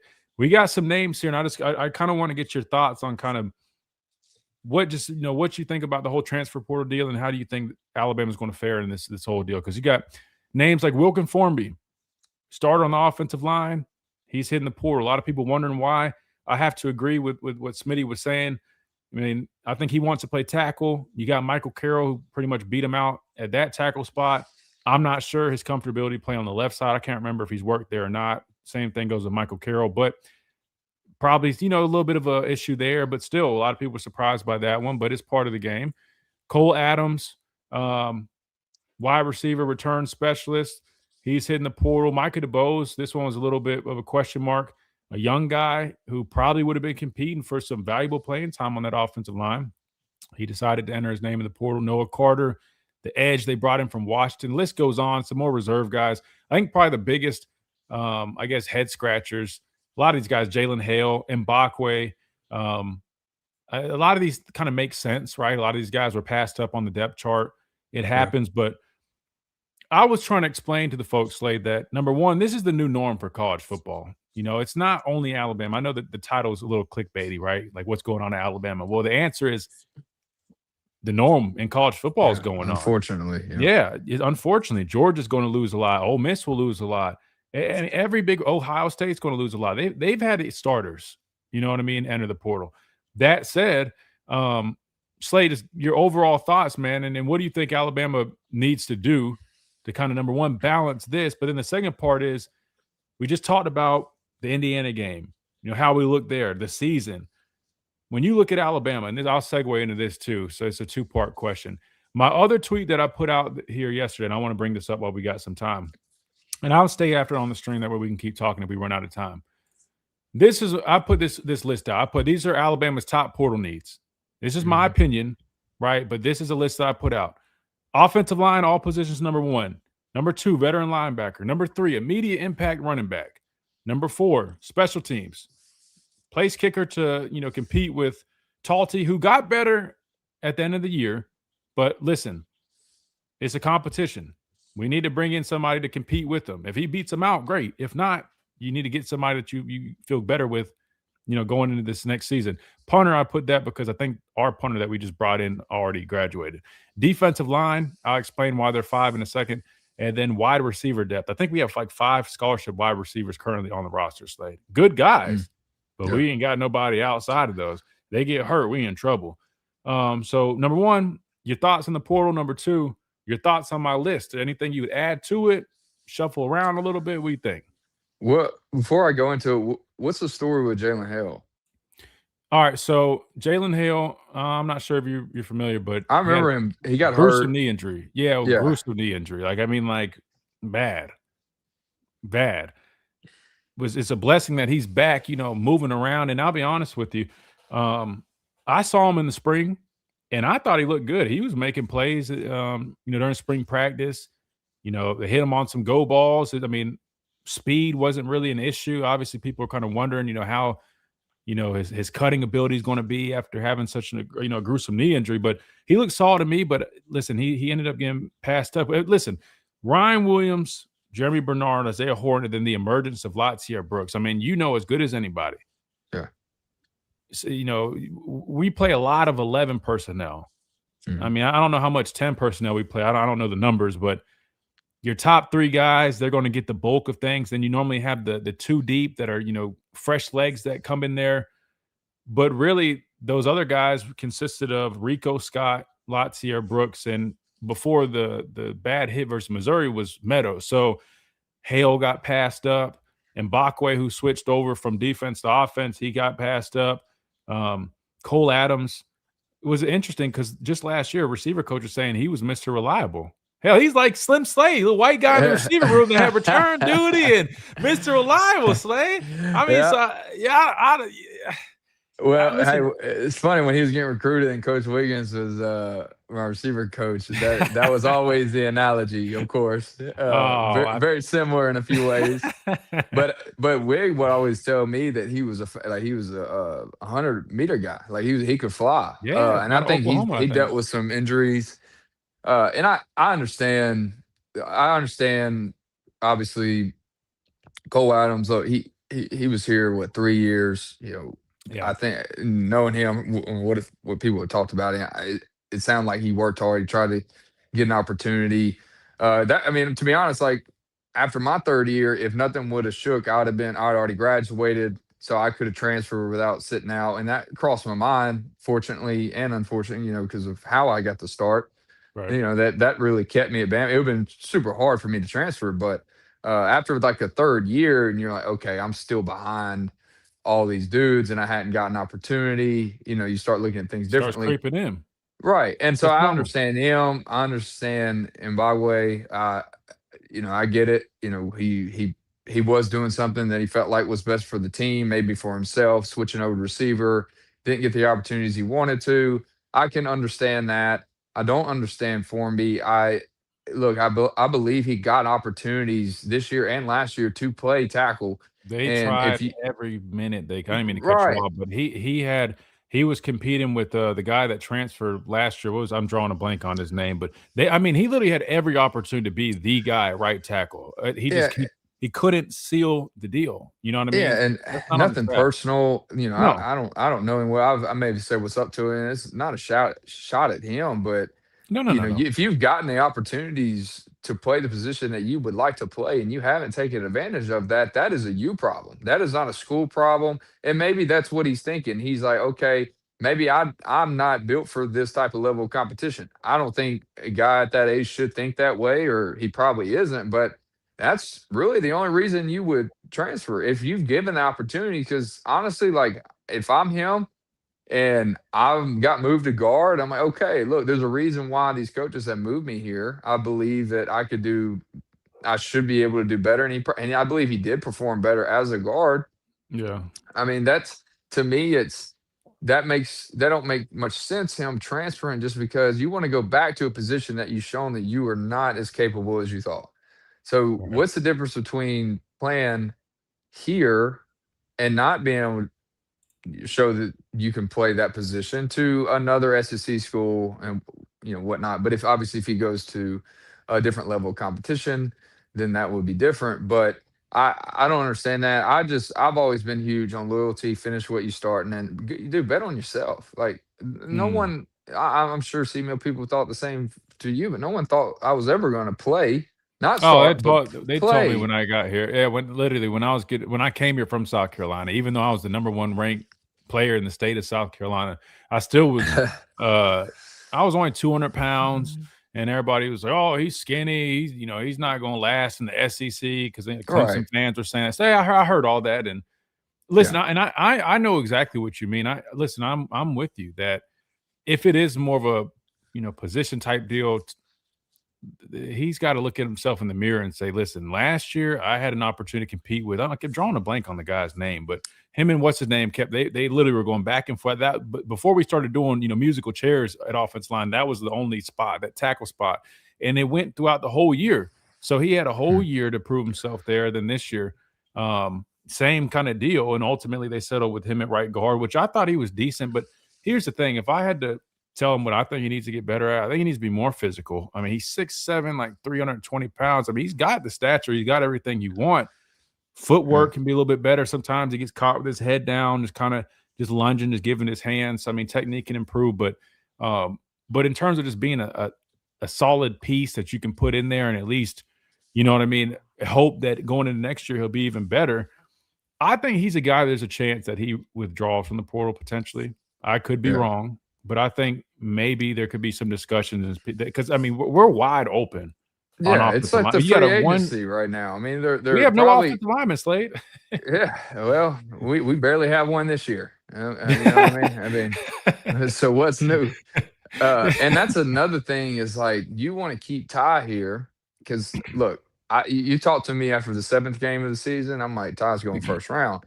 I hope he does. I love the kid. But now I'm not so sure, and it's nothing against him. He's a great talent. It's he had all the pressure on him, and like he was the sole heart, which he is a quarterback. I get it, but man, we gotta.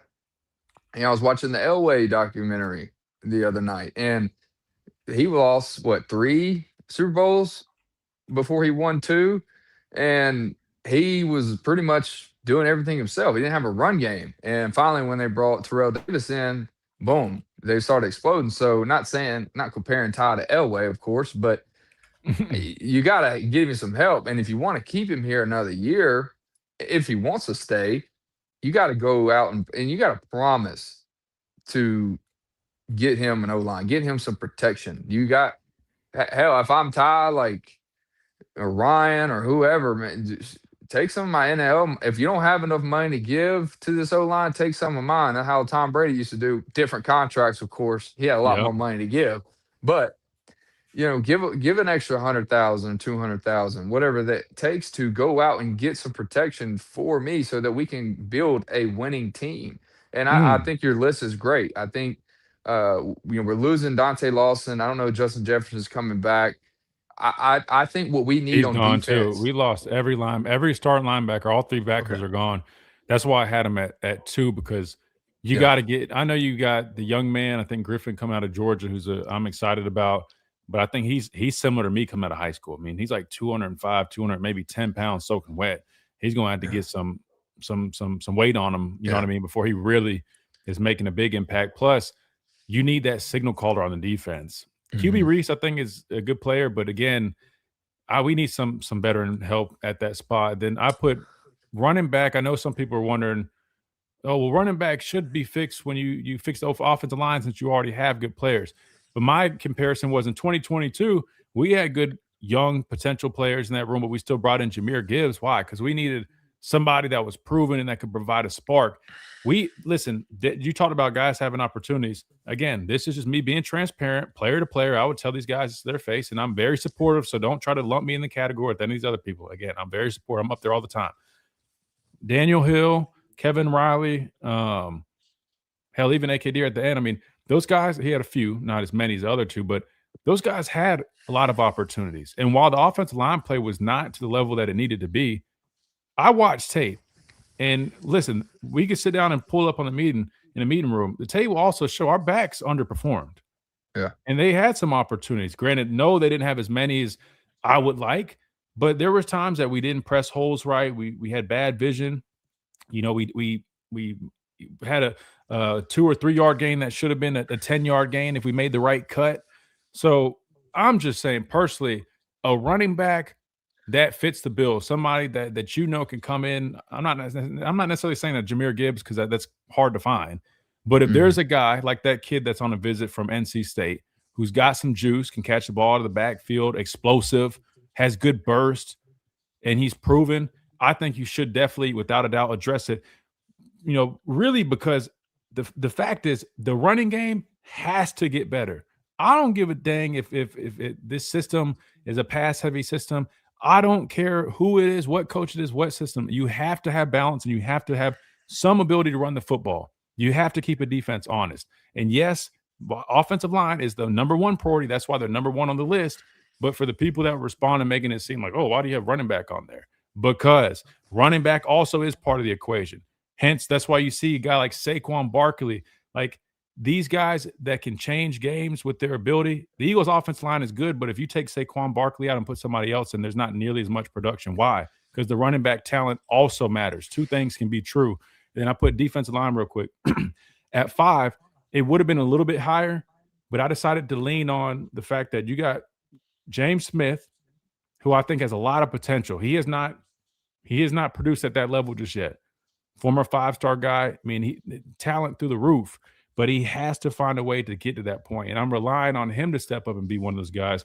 I like 90 a lot. Simmons, the true freshman, great player. Beeman's coming back. And then you got Edric Hill. I think the too deep at D tackle is solid. I still think it's lacking a dog or two. And then also Bandit, now that you lose LT and potentially Keon Keeley, I think Jordan Renaud and Collins, like, they're okay. but I wouldn't mind I think you really need somebody with some juice also. I think like a bandit, like a strong side dude, and like a dog at D tackle would really bolster that unit. Because in that Wolf, I'm straight. I mean, Quay Russaw and Yonze Pierre and Justin Hill, those three guys as my main rotators. I think you're pretty solid there. Then, that's why you got the veteran linebacker and so forth. But sorry, I just want to throw that out there. No, I think, like you said, it's hard to find, but we need game changers. We need a game changer at receiver. We need a game changer on the D line that can come in and just absolutely wreak havoc. I don't care if it's only on third down, like Tim Williams. And those guys are hard to find. Or you go find a guy that can really bring your O-line group. I know we need a whole O-line. We need that. But you bring in a guy like Landon Dickerson who could come in and establish a leadership and dominance and a mindset. And you bring in a game changer like that, whether from a skill position or not, that it just rises the level playing field around everybody else. Yep. We brought in Jameson, we brought in Jahmyr Gibbs, we brought in Landon Dickerson, and that was before we truly just flooded the gates with portals or guys in the portal. Yep. I'm not saying one guy can make a difference, but one guy can make a difference amongst others. And if you can bring in one guy that has that type of mentality or that type of game-changing ability, that is going to increase the level of playing from a competition standpoint across those groups, whether it's a receiver group, a running back room, O-line room, and then on defense from the D-line linebackers and DB standpoint, you have someone come in, whether it's from experience or some guy that hasn't gotten the opportunity, has been waiting and is ready and steps up. Those are the guys that we need. We can't just build out a very mediocre team of four stars that we got out of the portal. We got to get a few nuggets. If we can get a few nuggets, then I think we already have great players. We got to bring out some dog in these guys, and I think that's what we're missing. Yeah. No, I think you're 100% right. Like, while we have good players and definitely some good pieces, don't underestimate the power of bringing in like that one dude that raises the temperature of the room, right? It's like that whole thing. I forgot what it was. I'm not even going to try to make the comparison. I forgot what it was. Like thermostat versus the thermometer. Yeah. I forgot who spoke to us and said that, but that jump was gassed. It was like one of them reads the temperature and the other one, I forgot what it was, man. I can't remember. One of them is designed to change the temperature. Yeah. And the other one is designed just to read the temperature. It's like you want to be the thermostat, not the thermometer. So I don't know, but you need to bring in some thermostats, is what I'm saying. Some dudes that change the temperature, right? Some dudes you put them on the defensive line, and then you got a guy like James Smith, who has a second gear. Bringing the dog, right? I guarantee you'll bring the best out of these other guys. Because what happens, right? Now they've got competition. Now they got like a guy playing next to him. Like, I'll give you an example. Miami. Bain is a dog. That other guy on the other side, the thing that starts with a D, I think he's a transfer portal guy. But to me, like, I'm like, man, I think those guys play off of each other. And I guarantee bringing in that other dude probably up Bain's game some more too, because it just you're up in the level of the competition in that room, right? Listen, I agree 100% with what you said. Slade, I appreciate you hanging out with us, man. I wish we had more time with you, but let me know if you're free sometime this week, man. We got plenty more to talk about. Listen, it's just getting started with this whole portal madness, man. Yeah, let's look at Thursday, and I'll try to set a reminder. That sounds good. I'll definitely tap in and see what you got playing. I appreciate you, brother. Be easy and keep looking all nice and dapper, man. You're inspired, man. Might join the quarters. I appreciate it. Look good, feel good, and hopefully sell good. Hey, that's what we like to hear. Slade, Bolden, we appreciate you, brother. Appreciate y'all. Thanks, Emil. Roll Tide, baby. Yes, sir. Roll Tide. All right. That was our guy, Slade Bolden. When we come back, we keep on rolling. Hey, if you're still on the phone lines, I promise we're about to get you guys on here. You probably dropped because we've been talking a whole bunch, but if you're still there, I promise we're going to go to you right here as we wrap things up on the Miller's Edge. But we're staying on the stream, so we're not going anywhere on the stream, just on the radio, right here on the Miller's Edge, Tide 100.9, 1230 WTBC.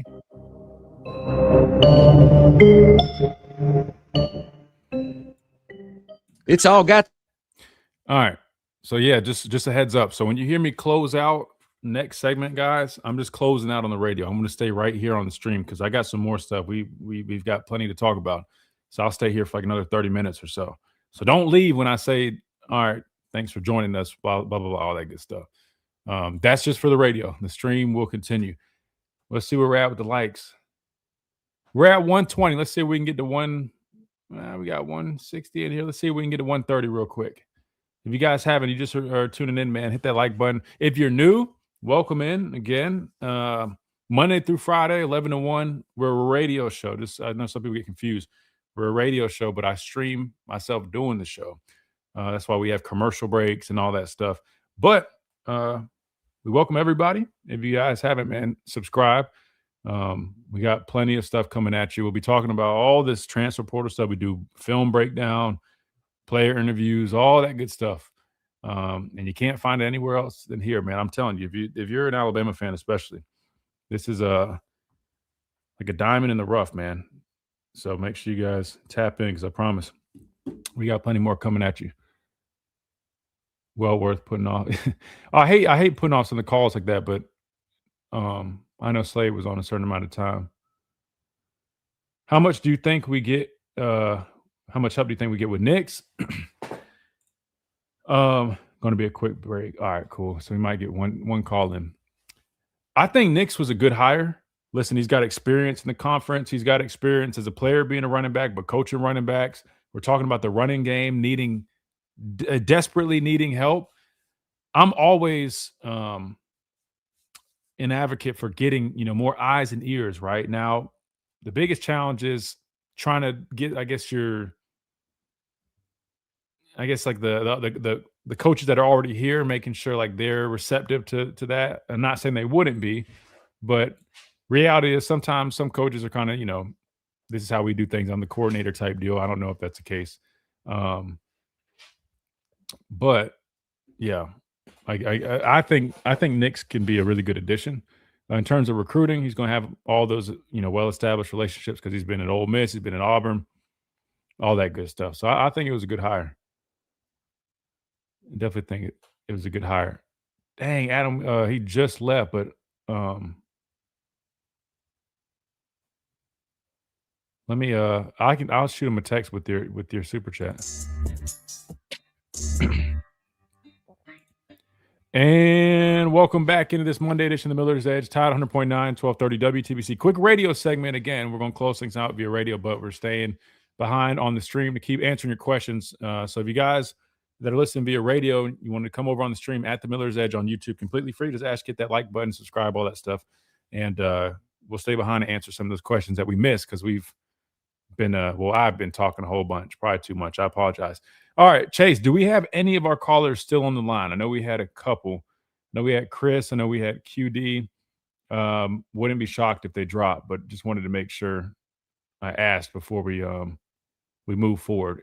If either one of those guys is still on the line, we'll take their call real quick. If not, I'm trying to see. I want to see. I don't even have it pulled up. Chase is going to check on that. In the meantime, we got a super chat from Adam. Again, seriously, Adam, man, you got to drop the whatever you want us to advertise. Seriously, man. I feel like I have to do it. It's my due diligence. Unfortunately, Slade left, but let's read it, and I'm going to send it to Slade as well. Back in 2020, at the capstone, his girlfriend Adam's reading it. Sorry. My girlfriend and I wished the team good luck as they walked in, and you were the only one who smiled and said thanks. It was her birthday. She got a photo with Coach Saban and never forgot it. Dang, what a stand-up guy Slade is, man. So Slade was okay, that was in 2020. I wasn't here. I was about to say, hopefully, Adam, I wouldn't do that to you, Adam. I would make sure I show you some love. But dang, man. Shout out Slade. And I need to make sure that Slade gets that because that's awesome, man. Slade's awesome. Seriously. He's got great energy. That's why we enjoy having him on here. He always it's great to come on here and chop it up, but great dude. So we enjoy him. All right. So unfortunately, the calls dropped. So we got about 2 or 3 minutes to wrap things up. Chase, I haven't heard from you today. Let me ask you real quick, man. While I got this list pulled up before we, move around to some other stuff on the stream, your thoughts in terms of Alabama's portal needs, what's going on with the transfer portal, any surprises, anything that's catching your attention, anything on your mind before we get out of here? Honestly, I think looking at your tweet right now, Christian, I would agree. The O-line for sure. It's kind of like your bread and butter for your passing and running game. And obviously, we had some problems this season trying to keep that up. I think one of the surprise transfers to leave, I would say Welcome Formby. I was a little shocked by that. I thought he was going to come back for sure, but this is the season. This is open season for a lot of transfers and figuring out what are good pieces, what are not bad pieces. But I think that's the fun in college football right now, and it kind of sucks it's happening now because we have semifinals coming up, and the name of it. But yeah, that's kind of where I'm at. I'm seeing your screen right now. Oh, sorry. Oh, my bad. You're still reading the tweet. My bad. Here you go. Oh, you're okay.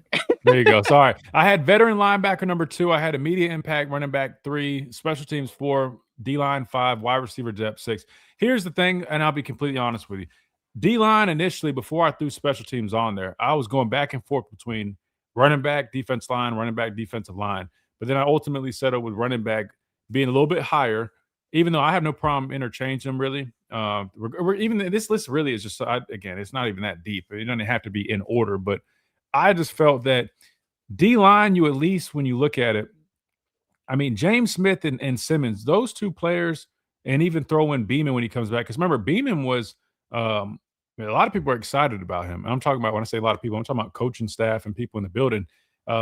Big, heavy guy. You know, you're losing Tim Keenan at that nose spot. Beeman, barring any setbacks, knock on wood, which I don't see that, you know what I mean? But coming back, being healthy and back in that group, I think is big. And then Simmons, man, for a true freshman was really impressive. And James Smith, we know, he's got pass rush ability. He's got some of that quick twitch for a bigger guy. I just think that group is pretty decent. They're just missing, if they could get like a dog in that group, like the interior, and even one more guy at the bandit spot, that's a game changer. I think it's special. But anyway, yeah, that's the rest of the list. I didn't know if you had any thoughts on the rest of it. I think that's pretty where I'm at as well. I think I'm more excited for next year's roster and what we could come up with this year, but I'm curious what these next couple of weeks going to look like. Yeah, I really am. It's going to be wild. Well, all right. Well, let's do this. Since it's just 56, we got to get out of here. All right. We're going to close things up on the radio side of things. But again, we're staying here on the stream, so don't go anywhere if you're with us on YouTube or even Facebook on our streams. Don't go anywhere because we're staying behind. But we got to make room and get out the way for Wyatt, who's coming up next on Tide 100.9. Big thanks to everybody, all our listeners via Tide 100.9, YouTube, Facebook, and our supporters. Like Adam, thank you so much. Seriously, you guys rock. You guys make this whole thing possible, and this is what we do it for every day, to come to you guys, leave a space for you guys to vent, discuss things, ask questions, and ultimately, man, just come together and talk football. That's what we all love and have that in common. So we enjoy that. So big thanks for all you guys today, and we look forward to doing it tomorrow on a Talking Tuesday edition right here on the Miller's Edge, Tide 100.9, 1230, WTVC.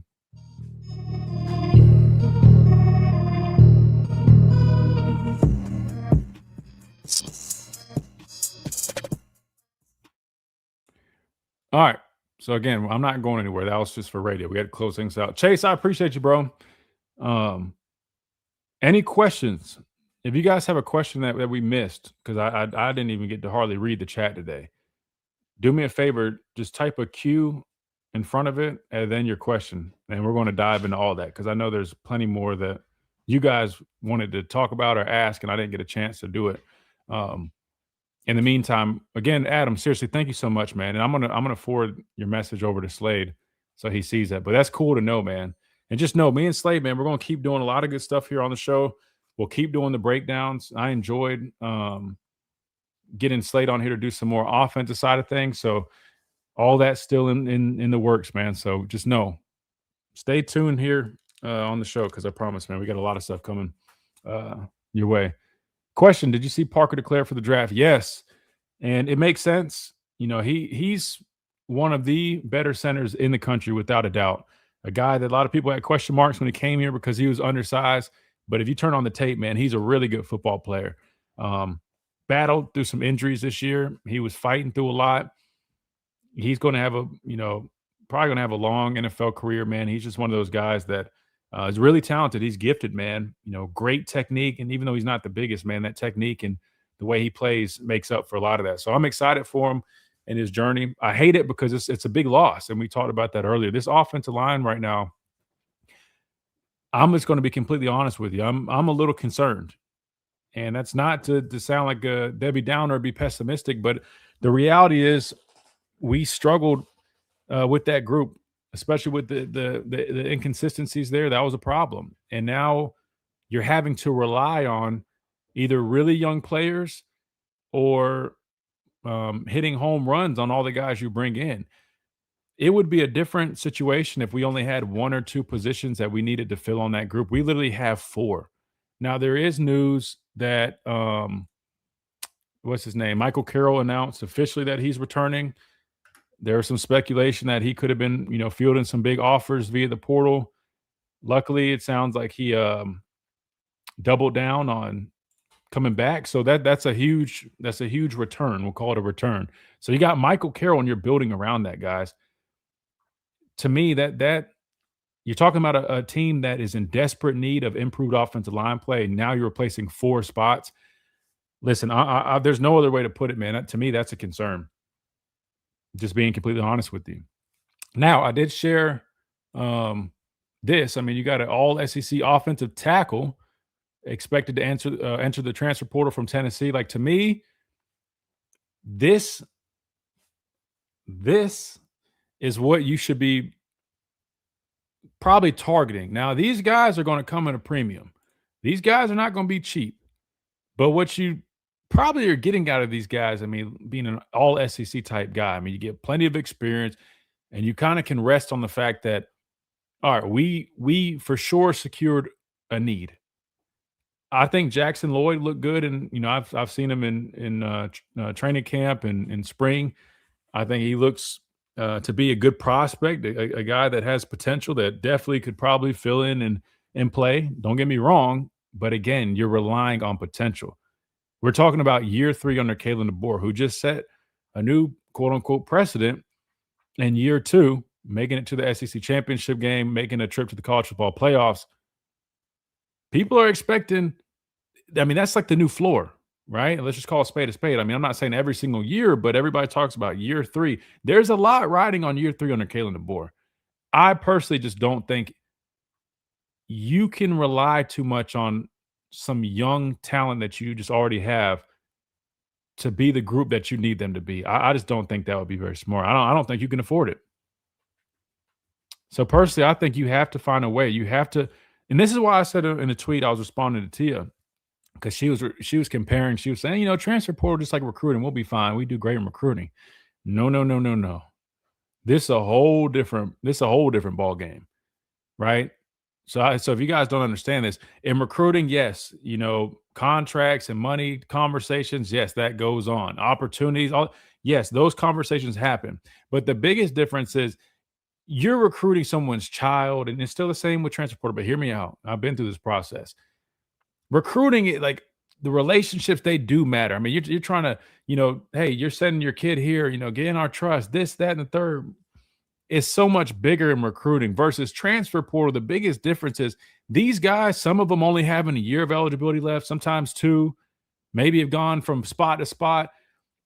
It's not so much about relationships anymore when it comes to transfer portal. Like, yes, there's a little bit of that, but let's call a spade a spade. Recruiting lasts several years. You have a year, 2 years to develop relationships. Transfer portal, you have a 15-day window, then, weeks after that to make a decision. How are you supposed to establish some real relationship in that amount of time anyway? You can't. The transfer portal, what it boils down to is money and opportunity. And I'm going to be completely honest with you. We can sell people on the opportunity because there's plenty of them on our offensive line. I don't think it's anybody that that wants to play. I think Alabama, hey, this is University of Alabama. We got plenty of open spots here. That's one hell of a thing. It's going to be hard to pass up. However, while we do have some solid resources, we don't, and I'm not saying maybe we don't necessarily have them, but we don't have the same level of support with our NIL. We're not backed the same way by our supporters compared to the likes of Texas, Ohio State, some of these other schools, Oregon. And I'm just going to be honest with you, man. That said, I know a lot of people are like, oh, man, just wait, man. All these openings means we're going to crush it.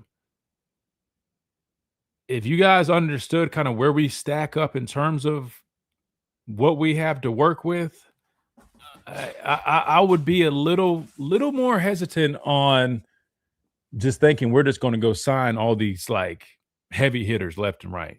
I'm just being completely transparent with you because that's never been our identity. Could that change? I don't know. That's it's up to our boosters. It's up to Courtney Morgan, Kayla Nabor. That's up to them. But I'm just telling you right now, and this is a fact. This is not me just making stuff up. Again, I think you guys understand well enough by now that I don't just say stuff. We don't offer the same that these other schools offer. I'm not saying that means we don't do it because we don't have it, but that's never been our identity. I'm just telling you that right now. Like when guys, just know this, the fact that we're able to recruit so well, knowing that we don't offer what a lot of these guys offer, these other schools, to me is very impressive. Because Oregon, Ohio State, I'm just telling you, if you guys only heard some of these offers that these other schools give to these players, and then if you knew kind of like what we are offering, I mean, you guys probably would have a lot more respect for the guys that choose to come to Alabama because they genuinely want to come to play at the University of Alabama. I'm telling you, majority of our top, probably all of our top guys, maybe outside of maybe there's probably a couple outliers, literally could go to another top program and definitely make more money. That's just our process.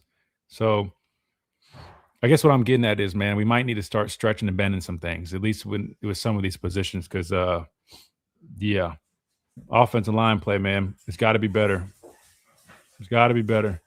And it starts with the Jimmies and Joes. And I know everybody's asking about the coaches. And listen, you guys know me. I try not to call for jobs and do all that. But I will say this. I mean, our coaches need to get more out of our guys, without a doubt.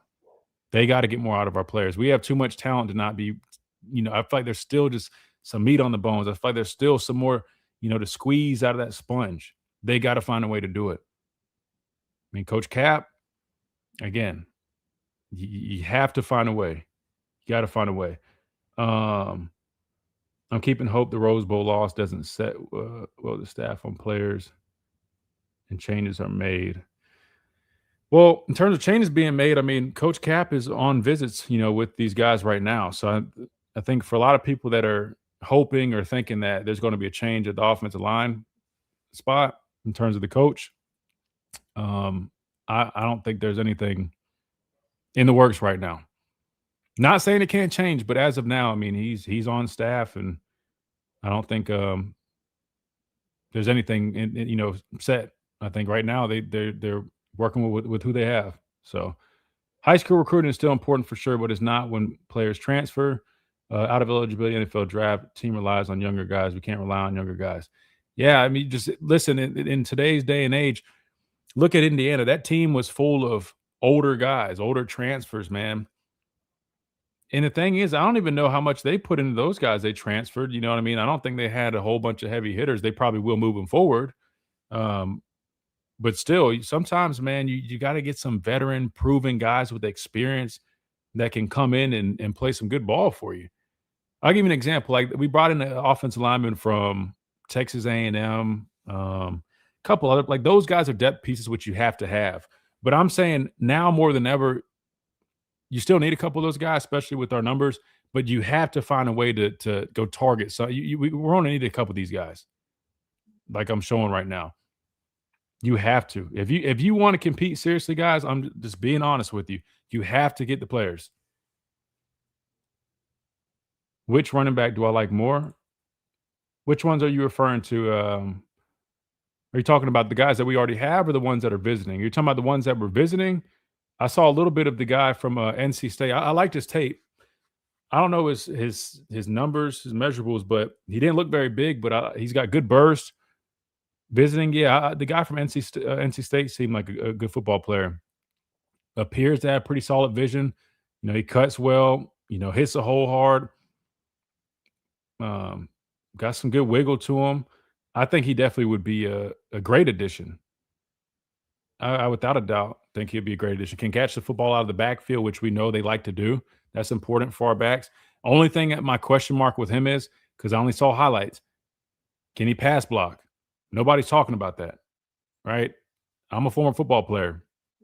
That comes to mind immediately. I haven't seen any clips of him in pass pro. So, I mean, the good news is you still have Daniel Hill. Hopefully you can kind of help continue to develop him and train him to really utilize that size. I mean, bro, at 245, he should be the best back we have in pass pro. People should be like apprehensive about blitzing when they see him. You know what I mean? Like we got to get that. We got to get that out of him. What about Crowell? The young man coming in, I like him. He runs hard. Same thing. Very explosive. Really nice speed. Can make guys miss.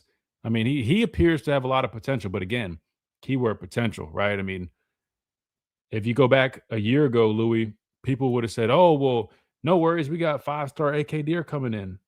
And we saw the limited amount of snaps that he got. You know, it takes guys. Some guys it takes a little bit more for them to develop and be ready. And that's okay. I mean, it took me 3 years, which I knew. I knew I was behind the curve, at least like physically. Like I said, I was 205 pounds when I got here.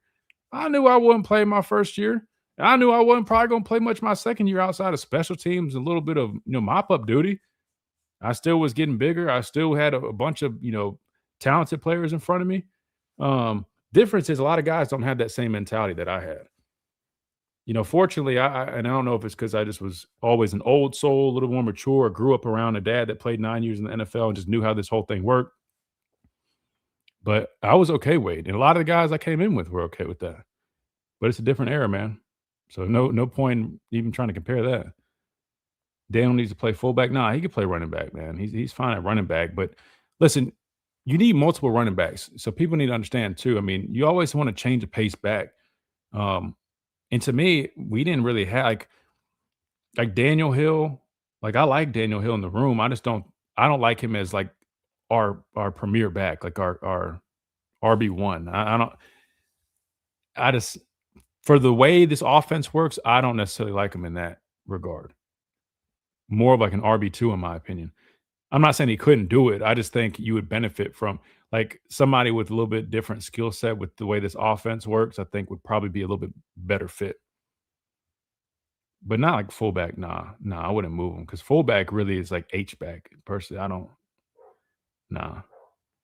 needs to get more physical. Yeah, I mean, but the problem is that's not, ironically, as big as he is, he hadn't even, as much as I've seen him in practice, that's not necessarily his style of play. It's kind of interesting though. I mean, he's a big guy, but he's never really like been a big bruising back, but I think if he could lean more into that, I think it would help him tremendously. Let's see. Any questions that we missed? Would the board fire Grubb and our offensive line coach after the portal closed? If we fire them before, I can see players being apprehensive about committing. First of all, I don't think Grubb is getting fired. He's only been here a year. I think DeBoer would probably feel like that's premature. Not to mention, I mean, you always have to remember this, guys. If you fire these people, you have to have somebody ready to replace them. Who do you feel is out there that you could call and you'd feel good about necessarily replacing them? Not to mention, if it's somebody you haven't, like if it's somebody you work with, they have experience with you and your system. If it's somebody you haven't, you got to trust that they can come on board and hope that they can, mesh and flow well with what you do and your philosophies. And I mean, it's offensive line coach, like a position coach, a little bit different. I mean, but personally, I don't, nothing I've seen or heard leads me to believe that there's necessarily going to be a change at that spot either. I'm not saying it can't happen, but as of now, today, I don't think that's necessarily going to happen either. Question, would you like to see Ty back or should Bama look at the future with Keelan Russell? In my opinion, he'll beat out Mac in the spring. I think Mac's still kind of weighing his options, and I'm not speaking for anybody, just going off of how he answered that question, knowing this coordinator just left at Michigan State and Marcus Shepard went to Oregon State. I think both quarterbacks are kind of just paying attention to what Ty's doing. I think regardless, I think Keelan Russell's going to stay. We heard him say that, but I also think you guys should take into consideration that you also heard Jalen Mbakwe 2 weeks ago say that he wasn't going anywhere. And as soon as the portal opened or the next day, he's out. So that said, I don't think anything's a guarantee, but I think Keelan's definitely probably the one you probably should feel much better about. Mac, I'm not even sure if, where his decision lies, but do I think Ty should come back? Listen, here's my thoughts. I think Ty would benefit from another year of college football. However, if he gets a first round grade, this is the reason it gets so tricky is because he met with the staff here. Everything went well. He's deciding with his camp on what he wants to do for his next steps. And to my knowledge, I feel like Keelan Russell would be patient if Ty did come back, right? Like I truly believe he would be patient. But again, I know things change. Some people get in guys' ears sometimes. You just never know. So while I do think it would benefit Ty to come back in terms of his development, I think it's a tough decision because if you also have a first round grade, I mean, it's hard to pass that up, especially because they're going to have Mendoza above him, Dante Moore, and depending on the order of the draft and who needs quarterbacks, I think if he ends up landing like mid to later first round type deal, yes, there's a big difference in money. And another argument now is, well, if you go back to school, technically you could make even more money. If you just look at, I think Texas Tech just paid that guy $5 million that they signed out of the portal. So there's that argument. Problem is he's not getting that money at Alabama. So that argument's a little bit different. And then I almost think Ty sitting a year or so in the league would help him out tremendously, knowing how he's definitely hard on himself. And I'm just telling you guys that the adjustment from college to NFL at all positions, but especially at quarterback, if you're not ready, brother, man, it's like getting thrown to the sharks. I mean, you guys saw, Bryce Young, you go to a bad team, not much help. You see what happens, Now look at Bryce a couple years down the road that he's had time to develop and really be his true self. So the opportunity to get in the NFL is really important. So you got to weigh all those options, man. It's a tough decision that these guys have to make. Let's see. Let me catch back up on some of these other questions because I scrolled up. If Ty goes off to the NFL, do you think we need to go after Austin Simmons from Ole Miss to have a veteran with more experience? Nah. Trust me, I think experience is important. But if you go get a portal quarterback, you're probably going to lose both the guys. If this staff made that move to get a portal quarterback that's anything other than like a true depth guy coming in or something like that, you're probably going to lose both Mac and Keelan Russell because they're going to be sitting there like, really? that wouldn't bode. Excuse me, I'm sorry, guys. That wouldn't bode well. Good question though, because I'm with you. Experience, man. You always want experience at quarterback, but I just don't think that would bode well with our guys. Wasn't Nixon OC at one point? Yeah, well, he was. He was offensive coordinator at Auburn. I'm pretty sure, and then I think he took over. He took over when Hugh Freeze left, right? So that's why I like the hire because you're adding another set of eyes and ears in that meeting room, right? We're talking about Grubb and he needs to, like, now you got another voice in there. And the way these meeting rooms work, or they're supposed to work, guys, with coaches, so like, and it is different depending on the coach, but the way it's supposed to be is, you got the coordinator. Ultimately, he makes the decisions, and it really depends too, because sometimes you have a head coach that has played calling duties. In this case, Kalen DeBoer delegates the responsibilities to his coordinators, and he lets them do their thing. So like Kane Womack and Grubb, like, Kalen DeBoer is not like, breathing down their neck, trying to, do this, do that. He's very much like, okay, do what you do. That said, hopefully people are receptive. A guy like Derek Nix, hopefully they respect his opinion, because normally when these coaches sit down and they're breaking down tape, they're watching, they're scouting opponents, like, it's not like, okay, only the coordinator's talking, everybody's like quiet and they just have to do what he says. Like, typically, it's a discussion, right? These guys are, asking things. You got, one guy's responsible as a run game coordinator. You got a passing game coordinator, and people are bouncing ideas and stuff like that. So I just think having a guy like Derek Nix is definitely definitely very beneficial. We got 160 people watching us still, man. We're going on 2 hours some change, man. I appreciate you guys hanging out with us. If you haven't, man, just hit that like button real quick. Subscribe if you guys enjoy the content. I promise, man, you won't be disappointed, man. We do this Monday through Friday, breaking football down. We watch tape. I'm still waiting to get the official tape from the Rose Bowl. Best believe once we have that, we already broke down like the TV copy, but we will do an actual official breakdown right here on the show, and I'll wait till we get like Slade and maybe another guy or something on here to really break it down. But we do all that stuff. So if you guys enjoy that type of content, make sure you guys subscribe. But yeah, I appreciate you guys hanging out with me.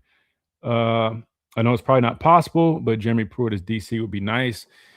It's not going to happen, Louis, but I love Pruitt. He was my coordinator for 2 years. He's great. But you got to respect the work that Kane Womack has done. I mean, I like Roman, who's supposed to join us this week, Roman Harper, was a little apprehensive at first, with the system, but they've made a lot of progress. And, while there are some things that I think could be cleaned up and improved upon, just like anybody or any system, I think he's taking some steps in the right direction. I've seen him, make some of the adjustments that I thought would be, necessary. So I'm okay with defense right now. I mean, there's some things we need to get better at, but my major concern is finding a running game, a consistent running game, getting the most out of our guys. And from a coaching standpoint, get this, making sure which that falls into getting the most is like the development piece. But even from like like we talked about with Slade, if I had to challenge these coaches or something that I do want to see out of them moving forward, I want to see, like, I hate to use this guy as an example, but like Damien was saying, kind of taking the bull by the horns. I want, Kalen DeBoer and this staff to do that, right? In terms of when we're going into these games, I mean, we have like elite level of preparation. We're putting our foot down on what we're accepting or what we're allowing. You know what I mean? We're not going to allow us to show up and go through the motions. We're not going to allow us to go out there and put on tape or on the biggest stage a performance like we saw in the Georgia game or the Indiana game. Because at first, the Georgia game was summed up to being, oh, well, we had a bunch of players out. And I told you guys, I don't like that we keep using that excuse, because while we were missing a lot of guys, that is a piece of it, but that's not a full explanation. They were missing a lot of guys. And then we saw we were healthier than ever against Indiana in a very similar type deal. When a team shows up like that, that's on the coaches. I'm not trying to point fingers. I'm just calling a spade and just holding everybody accountable. I'm critical of the players, or in a respectful manner. Again, I make sure I do it respectfully. So I think it's only right to also hold everybody accountable. And I think that would really benefit this team, which they've gotten better at. Year one, even being at practice and being around those guys, I thought it was a little too loose. And I get it. As Coach DeBoer's first year, majority of the team were guys previously here. My experience as a former player, that's a difficult deal, right? It's weird. It's kind of like my parents got divorced and I had a stepdad, right? It's almost like having a stepdad. Coach Saban leaves and you have a stepdad, right? Kind of like, hold on, man. You got to get used to it. It takes a little bit to kind of come around to it. Year two, I thought Kalen DeBoer was able to, insert himself a little bit more. It felt like he definitely felt a little bit more comfortable, even just being at practice and around the program. But I still think there needs to be more. And I get it. He's a player's coach, but I think what these guys need, they need that type of environment. Like, there's a reason you see teams like Indiana or even like Georgia. Hell, look at Ole Miss. You saw Ole Miss when I think they had an ME and they gave up a big play, might have been a touchdown. You see Pete Golden. I mean, he's ripping and chewing them. And I'm not saying you have to. It's not about yelling and screaming. It's about accountability. People get those confused. People think like, oh, not everybody has to yell. He has his own way. And that's true. You don't have to yell, but there has to be a level of accountability. So guys understand, this is why I can't do things this way. It affects not just me, but the whole team. And I think once we establish, and when I say the standard, I'm talking about the Alabama standard. I'm sick and tired of everybody talking about that, because it needs to be reset. It's gotten so watered down by people just saying it over and over and over. They need to establish their standard. of this is how we show up to play, no matter who the opponent is on a weekly basis. That's one of my biggest things I would say about this staff over the past 2 years. A lot of highs, but also a lot of lows. And they need to find a way to have more consistency. I mean, if you go back to year one, I mean, we were doing this. We beat Georgia at home. Everybody's celebrating. What happens the next week? Lay an egg against Vanderbilt. That's the one thing I'll say. I think, and I'll be honest, I'm sure Coach Board will tell you, I think they got complacent. And that's one thing that Coach Saban and a lot of people from his tree, you see with Signetti, and I mean, you have to fight it. I mean, Kirby fights it, but they do everything in their power not to let that happen. And sometimes I just feel like we get a little complacent sometimes. I almost feel like that kind of think about it, guys. We got our ass whooped against Georgia. We start slow against Oklahoma. We adjust. We come back. Listen to how everybody was speaking in the media. They're trolling Damian Harris by putting him in the thing. And listen, I get it. People are frustrated by his comments, but like we're using him as to troll him in the sound, using the sound bite to troll him. I mean, guys are in the media like using like 50 Cent quotes, like y'all wrote us off. This like, I think we got a little bit ahead of ourselves. What happened the next game? You know what I mean? Like it just like there's like little things like that. I feel like we got to nip some of that. Like fuck all the talking. Excuse my language. You know what I mean? But like forget all that. Like that was one thing we didn't do. We didn't do all the talking, man. You just got to go out there and do it on a day-to-day basis. You know? So I know I kind of went on a little bit of a rant, but again, it's respectful criticism that I think would really go a long ways. Because now the more I think of it, I really think I'm like, damn, because I was like, man, like Indiana was really good, but like, how do we not take advantage of the momentum that we built those 3 quarters against Oklahoma? And the only thing I really can come up with is complacency. And now that I think about it, listening to a lot of those interviews, listening to, them trolling Damian and doing that stuff, it was almost, and what's crazy, when they use that clip from Damian, I'll be honest with you, I didn't want to say anything because everybody's going to think I'm just taking his side because as my former captain and teammate. But I just was like, man, I don't like you're leaning into the external noise way too much. Stop. Focus on Indiana. It's bad when Chris is dropping F-bombs. Nah, chill. I'm not my dad. Nah, I ain't gonna lie. They slip. I can't help it, man. I was brought up by Kirby Smart and Pruitt and Coach Saban on a daily basis. So unfortunately, it's a bad part of my vocabulary. I apologize. But yeah, that's just my observation. I'm curious what you guys think, but to me, that's kind of what I've observed over the last couple of years. Relying on outside sources for motivation. Yeah, exactly. That's what I'm saying, man. I'm like, we don't need that. Like, even like when like you hear the players talk, it's always like, oh, we're not worried about that. Like, I'm like, if that's really the case, man, I just feel like, I don't know. I don't know. And maybe part of it too is because there's a lot more media availability, so it just kind of comes off that way. But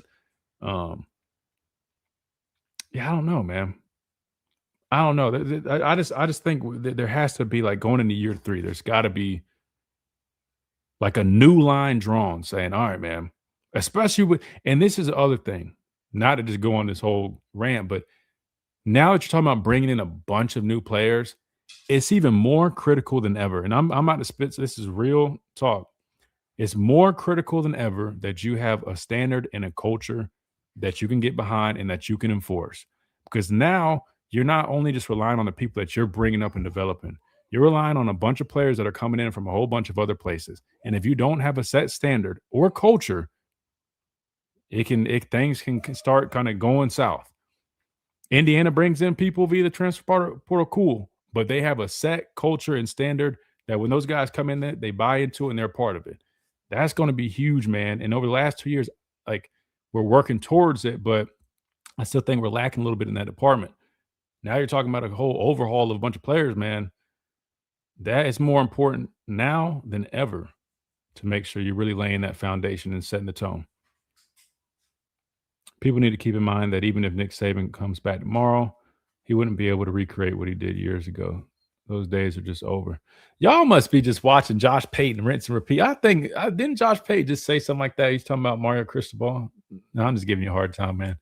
That is true, though. I mean, and you saw that over Saban's last few years, but I would argue the misconception that people have about Coach Saban is that he couldn't do it anymore because of the transfer portal. That's the biggest lie ever. It had nothing to do with that. I mean, he's also responsible for landing guys like Gibbs, J-Mo, Steen, at offensive line, all guys that are in the league, performing really well right now via the transfer portal. Coach Saban's biggest issue in his last few years is all the turnover with his coaching staff. And I talked about Kalen DeBoer delegating those responsibilities. Coach Saban was a little bit different. Coach Saban had his hand in everything.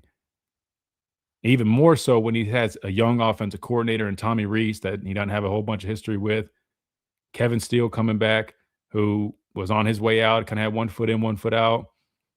I've already told you guys about that deal. Kevin Steele wasn't after like first 3 games, he wasn't even serving as like the defensive coordinator like that. On paper he was, but I'm not saying he wouldn't be a great coach still, but even his last couple of seasons, you can see things are a little different. Yeah, and this is why. It's what I'm explaining, is the coaching turnover. And when you're asking a 71, 72-year-old to do all those things the way he does it, it's just not going to work. Coach Saban is, hands-on, right? He couldn't do it. Whoa, all right, we got some breaking news, guys. Shout out to our guy Dwight. I don't know if you guys have seen this, but let me zoom out a little bit for you. Jalen Mbakwe officially commits to Georgia Tech. He's heading on over to join Brent Key, man. I'll say this, though. I hate that we're not going to see him live out to what I thought would have been really a great career as a defensive back here. I know he wanted to move over to offense. I know there are some issues with the coach at the time, and there was some, friction there, whatever the case. But I thought he was really showing promise as a defensive back. And all the staff a year ago, when I would be up there, they would rave about this guy. That they were, because you got to remember, he played a lot of quarterback in high school. Never really played DB. And I'd be at the scrimmages, man, and this guy's like, forcing turnovers, getting reps with the ones, making plays, and they are excited about it. They liked him there. But I think he made a mistake going on to the other side of the football, man, and he got buried by depth. Now, I'm sure he'll go to Georgia Tech, and Brent Key is, going to utilize him, and they'll probably, hell, he might even play both sides. Who knows? But, no, I wish him nothing but the best. But I think, man, if he would have stayed at corner, because what would have happened was he probably would have been starting at that Husky spot. You would have had Xavier Brown, you would have had Damani Jackson / Dejon Lee, and then you had at Husky you had Deshaun Jones who struggled. Red Morgan stepped up, who I like a lot. Red Morgan is a really good football player, very physical. He just plays hard.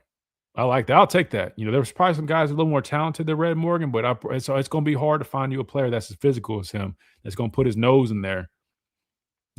But still, I think Mbakwe would have probably been at that spot. But, but it's part of it, man, But good for him, though. Georgia Tech's they're on the rise, man. Brent Key's doing a really good job there. The key will be, if anybody, I can force Grubb, by the way, to adjust his philosophy and commit to running the ball. Like the team also needs to get some nasty disruptors on both sides. Yeah. Well, that's the thing. We talk about like Knicks, right? Like, it's only good if you allow it to be. So if you allow, if you're receptive to others and are open to adjusting and making some changes, then it could be great. But if you're stuck in your ways and it's my way or the highway, I don't know how much of a service it does you to get beneficial pieces if you're not going to allow them to be of a resource. But we'll see. Like I said, I'm not saying it's necessarily the case, but from what I've kind of picked up on, I don't know how much of a – I don't know. I could be wrong. I'm not saying he doesn't take input, but I've kind of got the vibe that he's very much so kind of, he's in charge type deal. But could be wrong. I could be wrong. Damn, you guys are killing the likes. We're at 156 likes, man. I appreciate you guys. Seriously, man. I appreciate it. Is Kirkpatrick back next year? I haven't heard any updates on that, Keith. I would imagine so. I don't see why he wouldn't. I think there's going to be opportunities for him. Yeah, he had the off-field trouble, and nobody's perfect. Everybody makes mistakes. That's why we didn't really cover it. You know what I mean? Just let them handle that internally and figure out the necessary steps. But as a football player, I like him. Another physical guy. And you got two decisions looming. We'll talk about this week as well. You got Bray Hubbard. You've got Keon Sabb. Both guys can return to school if they would like, but those decisions still remain. I expect at least one of the guys, at least one of the two will definitely be back, in my opinion. Again, could be wrong. I'm not trying to act like I'm inside or I got something. I'm just saying, knowing those guys, I think at least one for sure should be back, if not two. I think they both will benefit from coming back. Keon Sabb, I think, definitely should come back. I just feel like whether it was the injuries or whatnot, I just feel like this year was a little bit more of a challenge for him. Started off really hot last year. Remember, he had a great start early on in the year, and then he got hurt, had that broken foot. And then this year, I feel like I wouldn't say he took a step back, but maybe didn't play as well as he probably would even like to. So I think he should come back. Draft grade wise, if I texted some of my scout buddies, they probably would say he's probably, I would probably say mid-round at best right now, at best. So I definitely think he could benefit coming back. Bray is an interesting one. Bray definitely could leave. I think Bray's probably a day 2 type guy. Second round maybe would be a really good spot for him. Could even be a third round. I know you guys are like, what the world? But I'm just telling you how the draft works. It's not about production. It's about a number of things. I don't know how Bray will test. I don't know about a lot of the other factors that a lot of people lean into. So I think a second round grade for Bray to me sounds about right. But could even be third. That's why I say day 2. I think he's a day 2 type guy. Plus team needs, right? If the draft, the first round was full of skill guys, sure, yeah. But there's going to be a lot of quarterbacks, a lot of linemen, take up a lot of those slots in the first round. So regardless, I'm saying both guys could benefit from coming back. Just rumors about Scott waiting for it to be confirmed. Are you talking about Rico Scott? Is he not in the portal? I thought he was in the portal. No? You saying it's not confirmed? Sabb didn't have a good year. Yeah, I think he should come back. The point was, though, Dre Kirkpatrick, if one of those guys does, in fact, leave, he's definitely inserting his name in one of those spots. Ivan Taylor is a good young guy that they like. I think he's got potential. And you got some young guys coming in. I like that one guy. Crazy to say this. I've said it before. We have literally the same financial advisor, which is crazy. I share a financial advisor with Hall of Famer, DeMarcus Ware, but then also a 17-year-old high school kid because of NIL. It's crazy. But he's a good player. I'm forgetting his name. I think he's from, is it Maryland, guys? The safety? Rico's back. Yeah, you know what's crazy? Now, I was going to say this. To me, the ones that I thought didn't make much sense or could come back, I think Keon Keeley, I think Rico Scott, and hell, even Formby. Just because, things are wide open. I know Formby maybe wants to play tackle, whatever, but who knows? I can see him maybe coming back. He's got a lot of ties here. The whole Taco Casa thing. He's going to miss those tacos, man. Let me stop being dumb. Yeah, Jari Edwards. Yeah, he's going to be a good player too, man. Per Mike Rodak, Rico is withdrawn. Yeah, and that doesn't surprise me because, just think about this, guys. Rico Scott, with the room that we had this year, was getting, a decent amount of snaps. Now, it fell off towards the last half of the year. However, with Jeremy Bernard leaving, he was going to get a lot of play. Because you got Ryan Horton still got to make a decision, and then you've got Latzia Brooks. But then I would argue Scott, it's like that next man up right there. Now, I know you brought in Sedarian Morgan, but he's a different body type, different type of player than Rico Scott. You know what I mean? And Rico Scott, listen, has a lot more to offer than just being a good receiver. Rico Scott is physical. If you go watch, he's a physical guy. They need more of that. to me, he could really separate himself. He wants to get more snaps. Go out there and be a dog. Go be that Ardarius Stewart blocking as a wide receiver. I guarantee you will be on the football field more. I mean, that's a guarantee. Like could come on for any of those players anytime. Yeah. Formby was this season, Seth McLaughlin. But see, then Seth ended up going to Ohio State, and didn't he win the award, the Remington Award or something? I mean, that's what I'm saying, man. Like, even if these guys struggle, you don't want to just write them off. I mean, like, especially when they've been in the program, you want to have pride in trying to keep, working on those guys and keep developing them. I'm not saying like at the expense of, playing them over somebody who's better. No. But like right now, guys, I mean, that offensive line room is legit gutted. Even though Wilkin Formby struggled, I'm telling you right now, those coaches do not want him to leave. They didn't want Seth McLaughlin to leave. I talked to him. They didn't want Seth to leave because they knew, I mean, did he need to be better? Was he, the most talented guy they had? No, but he was very valuable. Offensive line is a tough position, guys. So I wouldn't be shocked if Formby ends up coming back. I'm not saying he is. I don't know. But if Rico did pull his name out, I think it makes sense. The other piece to this thing, guys, that you have to understand too is some of it comes down to the deal itself. Some guys are promised certain things, and when other guys start coming in and their other promises are made, and some things aren't always I guess made, like, I'm trying to figure out the wording, but you get what I'm saying. Some of these guys decide that, hey, man, I was supposed to get this, that, and that. Didn't happen. I don't know if that's the case with any of these guys, but I'm just saying that's something to consider. That does happen a good bit in this landscape. Seth hiked to everybody except Milroe in the Michigan game.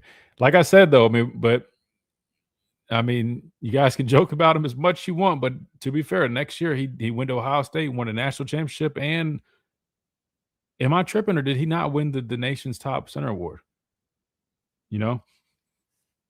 So I would argue he kind of got the last laugh, which I have no problem with. I mean, like I said, when people leave, whatever, I have no ill will. I'll never be like, again, maybe it's just because I'm a former player and I understand like being in the shoes, but to me, I wish everybody the best, and I just focus on who we got coming in, because that's all that really matters. Once somebody leaves, it doesn't do me any good trying to cover them.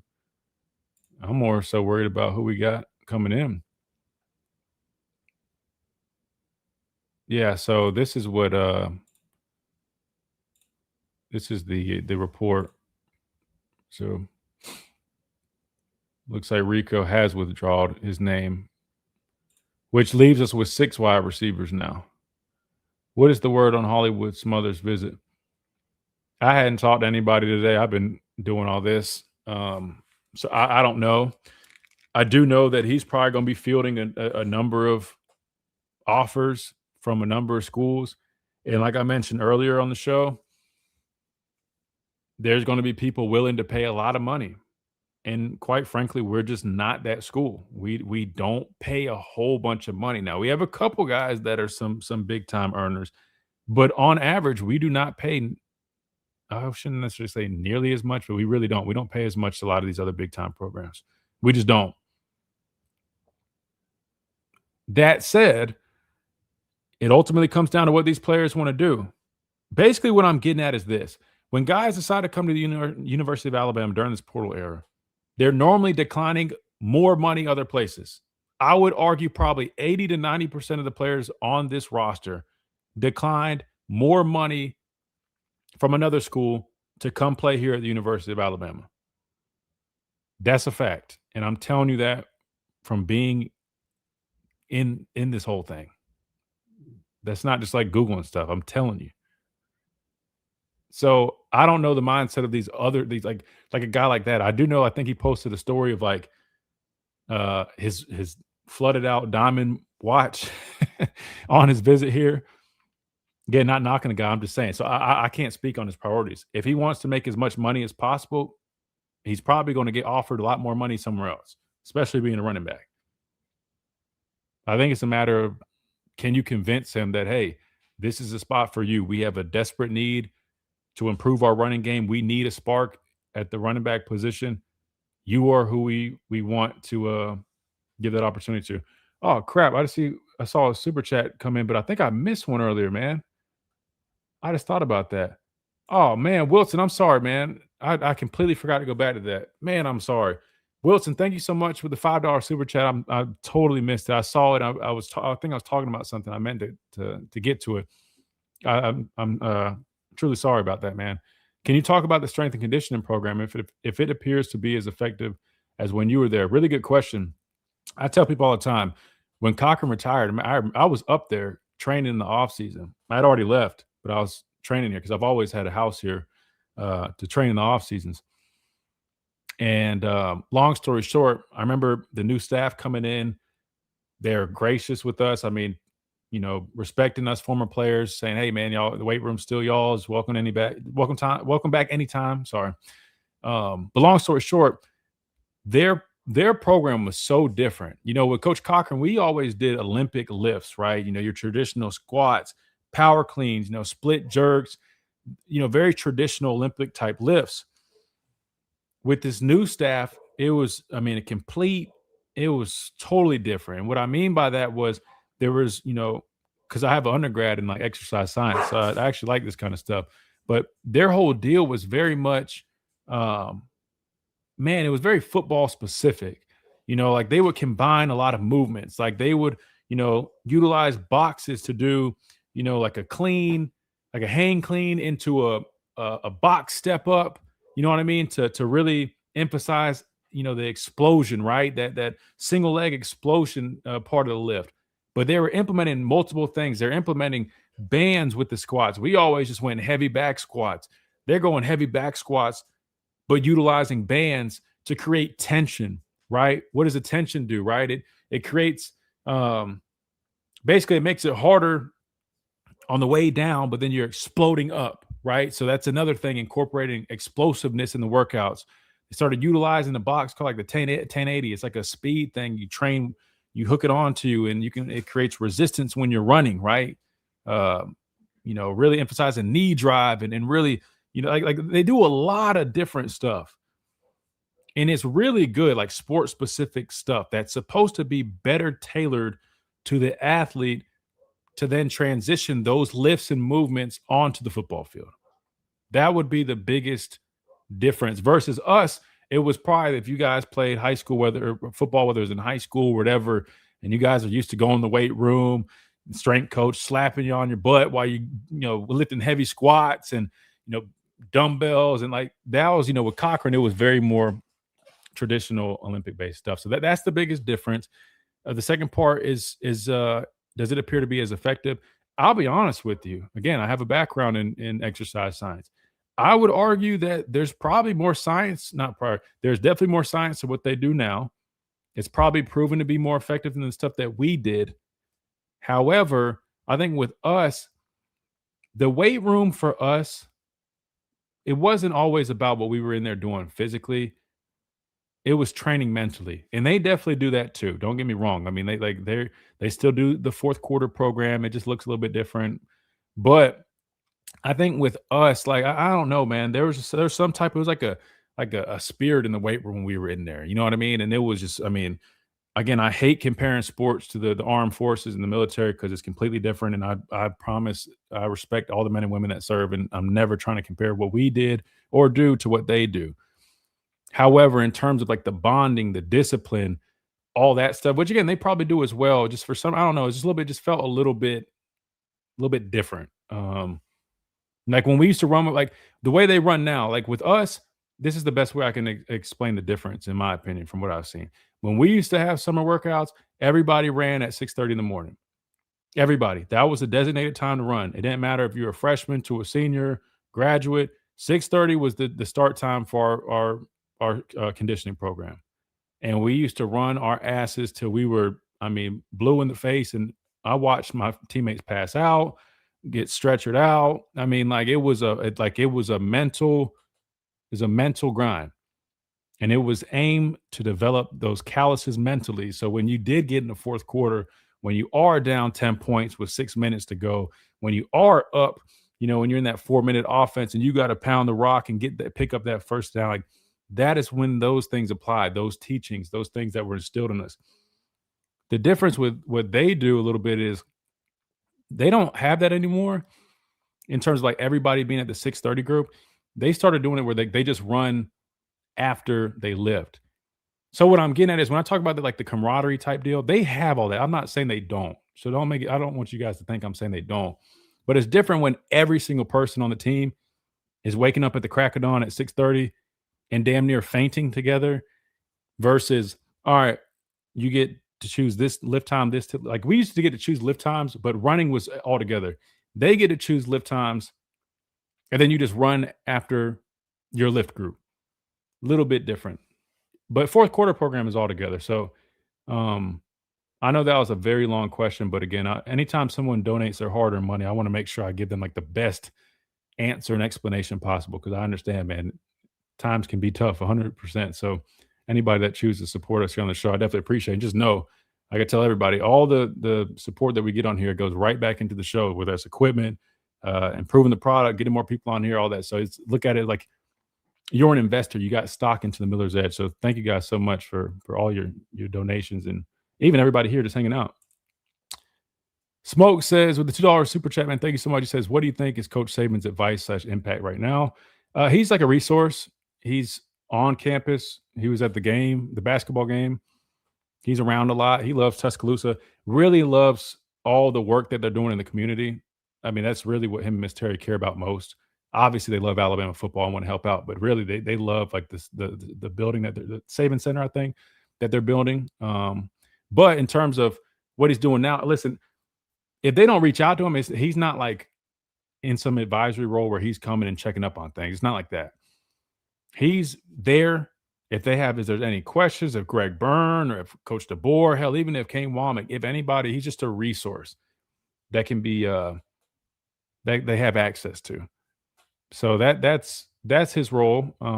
If they need him to, not need him, but if they want him to talk to a recruit or if they want him to, he's available to do that kind of stuff. But there's nothing like planned. I mean, because he's also very busy. I mean, while he's here a good bit, he's also gone a whole bunch because he's working and doing game day and ESPN and all that media. But it is nice knowing that he's around and that they're disposable. I mean, they can reach out to him whenever they need, and that's what he's here for. Hell, he gets paid $500,000 to do that. I wish they hired me like that. Shit, you give me $500,000, I'll be perched up right here in this seat, 24 hours like a damn hotline. Any question you need, I got you. You can sign me up. I don't have his level of expertise, but hell, I'll copy all the stuff I learned from him. All right, let's see. Let's hit a couple more. Then I'm probably gonna get out of here. We're going on 3 hours, but again, we break tape down here. If you guys are new, so if you guys like breakdowns, I know a lot of people like the whole film breakdown stuff. We do that here on the show. We do that. We will be doing that with the Rose Bowl. We haven't done that yet. We get guests on here. If you guys have any people that you're interested, whether it's a former player or current player, just let me know. We had Nakai Hill-Green on here most recently. Somebody asked for D-Law last week, so I shot him a message earlier. So I'll see if we can get either him, and I reached out to Jam too. So try to get some of those guys on here. Then I'll try to get some of the current guys as well now that they're freed up. But yeah, man, we got a lot of stuff cooking. Lack of mental toughness, which has not been instilled in players or even remotely developed as with these coaches. Yeah, I mean, as much again, and I think they're doing some of the things that they need to do, but I think there's still some things that we need to clean up on, especially when I'm watching like Indiana again. I hate to keep glazing a team like that, but just seeing that level of physicality and efficiency and effectiveness, man, like is to be desired. Football is soft now. I mean, listen, it's changed, but I wouldn't call it soft. I think it depends on who you're watching. I mean, that Indiana team did not look soft. Georgia in the SEC championship game did not look soft. That Georgia Ole Miss game did not look soft. I mean, did y'all not see some of those hits, man? Like it ain't all the way gone. Coach Scarborough posted someone lifting in the weight room, and the whole team was chanting him. The difference I see is back then Bama did the pushing around. Now we're getting pushed around. Yeah, I mean, and I listen. I hate saying that because I go to practice and I know a lot of these guys. I mean, I know a lot of the players. They're good dudes, man. Like, and you got some tough physical guys on this team. The problem is that there needs to be a standard, and we need it to be consistent. I mean, I've been to several of these practices and scrimmages, and I've seen some of the guys on defense flying around. Matter of fact, the second scrimmage of the fall camp this past year, I mean, defense was flying around. I mean, a lot of dudes like smacking. Like the issue with me though is it's like sometimes it's just like turned off. You know what I mean? Like Indiana game, it seemed like that physicality dropped back to the level of damn near of what we saw against Florida State.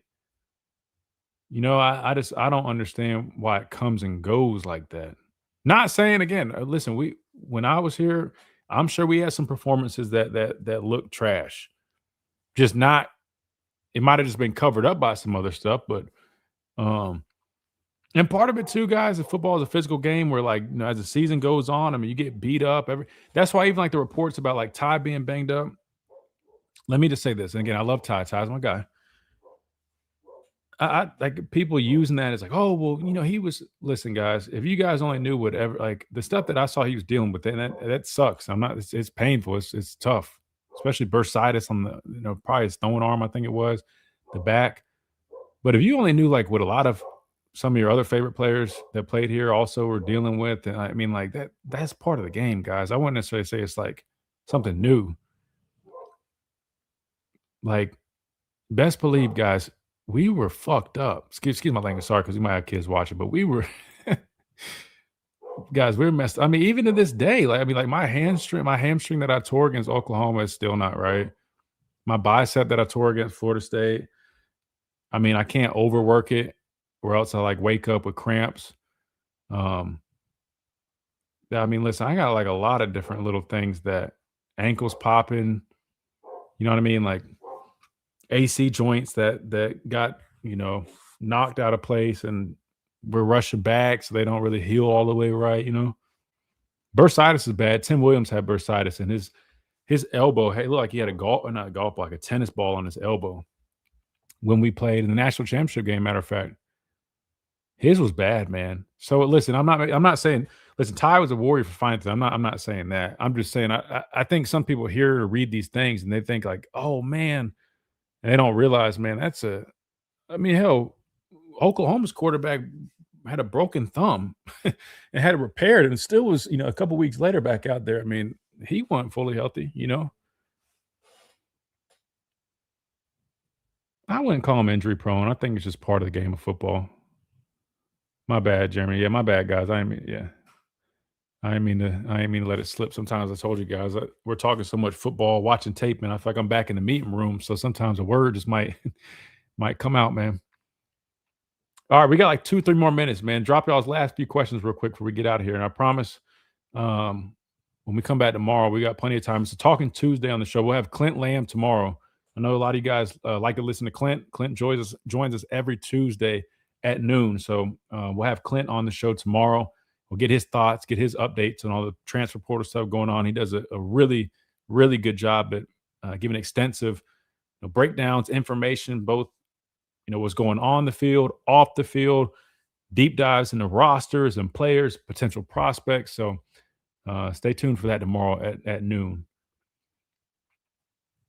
Why 3-4 defense? You asking like why do I prefer a 3-4 defense? I'll say this. Listen, I'm a 3-4 guy because I'm an outside linebacker that played in the 3-4. Like I had to play in the 3-4 to be a good fit. So of course I'm gonna be a big fan of it. However, nowadays I'm all about you need a multiple defense. Nobody they're really, I'll be honest with you, there's no point in really like labeling defenses the same. There's not really a point in labeling defenses the same way because nobody hardly ever sticks in these personnel groupings. You can't. Offenses have changed, you know? So, like, for example, like if we based out of a 3-4, excuse me, sorry, acid reflux. If we base out of a 3-4, we probably would only be able to play it probably 15 to 20% of the time at the most because of the personnel groupings that we're seeing on the other side of the football offensively. A lot of 11 personnel, a lot of it. We also call that blue, right? 1 tight end, 1 back, 3 wide receivers. You can't play 3-4 personnel. You get cooked. You get cooked because in a 3-4, your Sam linebacker is replacing the star, or what we call the husky. So basically, if we're running a 4-3/3-4 and you're going against 11 personnel, anytime that you guys see Red Morgan split out on a slot receiver or the number 2 receiver, right? That would be me. I played Sam. That would be my 6'4", 235-pound self out in the slot all the time. Don't want that. No, we adjusted. Listen, we would go to a 3-4 when they were in like 12 personnel, which makes sense, right? You got 2 tight ends. It's two tight end set. It's more of a run heavy situation. So you're anticipating the run. You want to be more firm stopping the run. For example, I'd imagine like with like Missouri, right? A lot of wide zone. You want strong edges, right? Playing a 3-4 would make sense. Vanderbilt comes to mind, right? They play a lot of 12 personnel type stuff as well. At least sometimes they did a lot of blue. Typically they did, but then they went to a lot of blue with what's his name at quarterback. But it's all about matching personnel. And I've given a whole lesson on this in the past, but you always match personnel. If they're in 11 personnel, we're going to play nickel. If they're in 11/10 and it's third down, we're getting to dime, right? You need more DBs on the field. It's first and second down. They're in 12 personnel, 2 tight ends. They got bigger bodies on the line of scrimmage. You got to be more firm. You got a 4-3, 3-4 personnel. You want another backer in there, right? That's why, recruiting and personnel is so important because certain players give you the ability not to have to do so much rotating or shuffling of your groups, right? So if you have a bigger bodied husky, kind of like what Kane Womack did at South Alabama, sometimes you can afford to say, all right, we got a big physical guy that's playing our nickel. Like Missouri, was it Missouri? LSU, I think, has one too, but I think it's Missouri. I think Missouri's nickel is like 220. A player like that is going to be like, that's the new future to me at DB / like husky, star, your nickel spot. Because a guy, if you can find a physical player that's got size like 215, hell, linebackers nowadays are only like 230, not far off from there, but it's got the athleticism to play in coverage and space. It gives you so much more versatility. That's the new future. Like Red Morgan is just small. I love his physicality. If Red Morgan was bigger, man, golly. But he holds his own though. He's just smaller. So, yeah, but good question. And we'll break some of that stuff down when we start getting into this tape. But yeah, no, good stuff there. I think we're going on 3 hours. We did 2 hours of radio and hung out here for a little bit. I was hoping we'd have that Rose Bowl tape. Still not here, but hopefully it'll be here in the next couple of days. That said, we're going to keep you guys up to date with everything. Again, if you guys are new, we are a radio show. So I don't do like the journalism stuff. Like I'll post tweets, you know what I mean? Like in terms of breaking stuff down. But I say that to say, make sure you guys follow us because I offer my opinion on stuff. We're not going to be posting like breaking news. Make sure you guys still follow journalists and stuff like that. But subscribe and follow us on X. That way you stay up to date with what we're doing and all the content that we're pushing out because we'll be covering this stuff. If there's any players that you want me to look into, I'm more than happy to do that. We can pull up their tape and I can break them down. Not right now, but like tomorrow and throughout the week. And if there's any other suggestions or things you guys want us to do here on the show, man, always open to it. Tweet us, send us stuff like articles or anything, man. I'm always happy to give it a look. And most importantly, just make sure you guys are back here again tomorrow at 11. Again, that's our slot for radio, 11 to 1. And then I hang out here sometimes afterwards. And we might eventually get this whole thing going with Slade, like a nighttime podcast thing, maybe a couple times a week, if you guys still are interested in that. But definitely plan on getting more former players on here. Definitely plan on getting more current players on here. I don't know if you can handle a breakdown of that game. Nah, listen, it's all, you actually enjoy it. You might get frustrated at first, but you'd enjoy it because you'll start seeing things that you probably didn't see on the TV copy. Yeah, I can ask Pastor Payne to come on here and we do some tape. I'll definitely anticipate that. We'll get him on here as well. We got a quick super chat real quick. Shout out to Smoke with the $5 super chat. As we wrap things up, he says, if Coach DeBoer asks you how to fix the issues that you see with our team, what would your advice be to him? First and foremost, invest in the trenches. Establish an offensive line unit that you can trust in to go out there and run the football and protect the quarterback. But I think right now, running the football needs to be like our number one priority. I don't care how much we like to throw the football. I don't care how much the scheme revolves around that. Listen, you have to find an answer for the running game. So I would tell them straight up, we need to invest in players on the line of scrimmage that are physical, that can do the things that we need them to do, and that can help establish the line of scrimmage and play a brand of football that makes people not want to play us, right? Like that was our whole identity when I was here. You want to play a brand of football that people say, damn, I don't want to line up with those dudes for 60 minutes. That's what I want out of my offensive line. I want gritty. I want tough.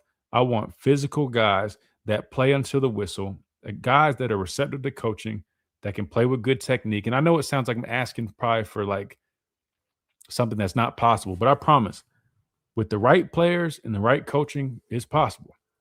So first and foremost, I would say that we've got great skill guys. We just got to keep leaning into them, like guys like Ryan Williams, work with them this offseason and tap into all that potential they have.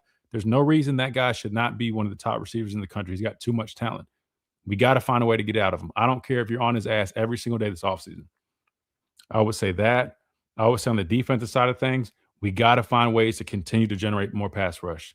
We need some guys to get after the quarterback. Got to. Both from the interior and exterior. Exterior, I feel better about as long as Yanze comes back and Quay Russaw. If you got those two guys back, you feel better about the exterior. You got Justin Hill, young player, right? But we need some dogs on that line of scrimmage, similar to what I just talked about with the offensive line. You need on the defensive line too, but also to get after the quarterback. That change, rushing the passer can change a football game. But you got to earn the right to rush. You got to stop the run first. And that was an area that we were a little inconsistent. So I would say clean up our run defense. Continue to find guys to get after the quarterback. Because when you have guys that can, when you rush 4 guys, you got the luxury of dropping 7. More guys can play in coverage. Right? So I want 4 guys that can go get it. And on third down, I'm going to my best group. I'm going my 4 best rushers. I don't give a shit who you are, what year you are, what you look like. I mean, I want Quay. I want Yanze. I want James Smith. I mean, depending on, the quarterback we're playing, hell, I even put 3 athletic dudes in, like we call a cheetah package. You know what I mean? Get after the quarterback. And then our linebacker play got better as the season went on. But last thing I would say is cut out the cute stuff. We need guys to play downhill, guys that will put a hat on a hat, guys that will go hit somebody. You know what I mean? Again, I think this all boils up. You can see the common theme here is that identity. Build an identity of a football team that people don't want to play, a team that goes and makes people's ass quit. It's okay if you throw the ball a lot, but you can be physical and still play that brand of football. First, second down, run the football as you set up the passing game. But this is SEC, man. This ain't the Pac-12, brother. I mean, you got Georgia, you got Ole Miss, you got Texas, you got LSU. I mean, it's passing game is great, but your staple has to be physical football. Set up the passing game with that. But that would be my advice. And last but not least, special teams, man. Special teams got to be better. Not just the kicker, not just the punter, our punt coverage. I mean, everything across the board. It's got to be better. Hell, even, taking advantage of trying to get more returns. We didn't return the ball great this year. If you think about it, we didn't really have very many great returns. It's got to be better too. So really good question. And he knows all this stuff. Again, it's not like I'm saying some stuff that he's never heard. I mean, he's smart, man. He gets paid a lot of money for a good reason. He just has to find the answers. He just got to find the answers. But I would definitely challenge him. I know y'all's system, is a 35, 40 pass a game type system. I know you guys like that. I know you guys like pin and pull. But listen, I'm not saying you get rid of that stuff. I'm just saying you need to lean into some of the other things. That way you can earn the right to really get to your nitty-gritty, which is throwing the ball. Listen, the good news is they showed several times like that their willingness, like they tried to, like, you know, they tried running duo, they tried running inside zone. Georgia game, they started the game off with 2 straight running plays, trying to prove a point. Problem was the point wasn't proven. They called the plays, so that's what I'm saying. Like the good news is, like, as stubborn as Ryan Grubb can come off as, he's flirted around with it. He knows he needs to establish it. The problem was it just didn't get done. Next step is, how do we get it done? You answer that this offseason. Portal, development, strength and conditioning, spring practice. You got to answer the bell, because I'm just saying, man, year 3 is there's going to be a lot of eyes on Coach DeBoer, especially the way that they unfortunately ended this past season. I'm not saying he's on a hot seat. I'm not saying nothing like that. I'm just saying the reality is, when you end the year like that, you know, with in that fashion, getting beat by a team in Indiana like that, there's going to be a lot of eyes looking at Alabama going into next year. And so you got to answer that call, man. Because I'm telling you, these people are waiting. I mean, if you open up the year and you don't answer some of those questions, I'm telling you, man, that's just unfortunately, it's the nature of this business. And I like Coach DeBoer a lot. Great dude, man. I mean, I chop it up with him from time to time, and he's awesome. Super nice dude, man. I'm rooting for him. I want those guys to be successful up there. But I just think they have some tough decisions to make, and they're going to have to have some growth of their own, because University of Alabama, man, it's a different beast, brother. It's a different beast. So that said, I hate ending like that, but the positive note is, man, I've got confidence. I've got confidence that there's going to be some tough decisions to be made and some reality checks.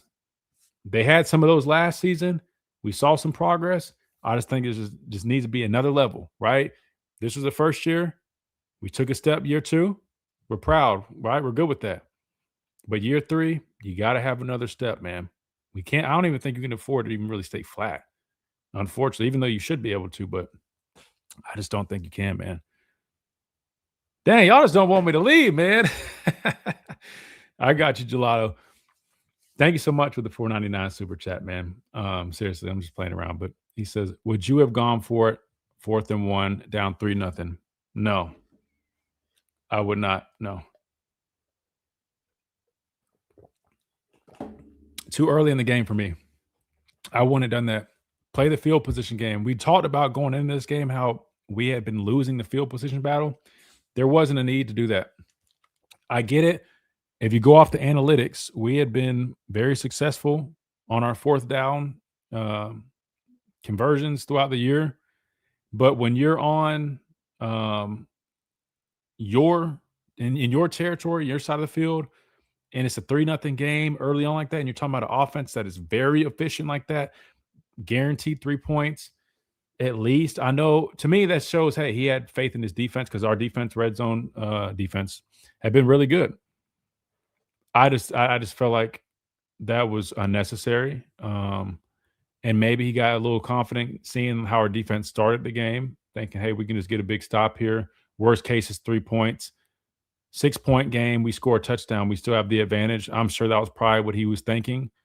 Wanted to set the tone maybe. But again, that's a risky business you're playing, because like I said against Auburn, it's great when you get it, but when you don't, in reality sinks in that, damn, because that didn't lead to 3, ended up leading to 7, which made it a 10-0 game when it didn't have to be. You could have punted the football right there, pinned them back inside their 20-yard line, and lived to see another day. But so to answer your question, no, I would not have done that.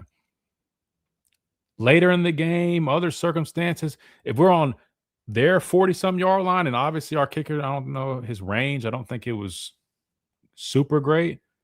That's different. You know what I mean? When you're in that fringe and you know what I mean? Like, that's totally different.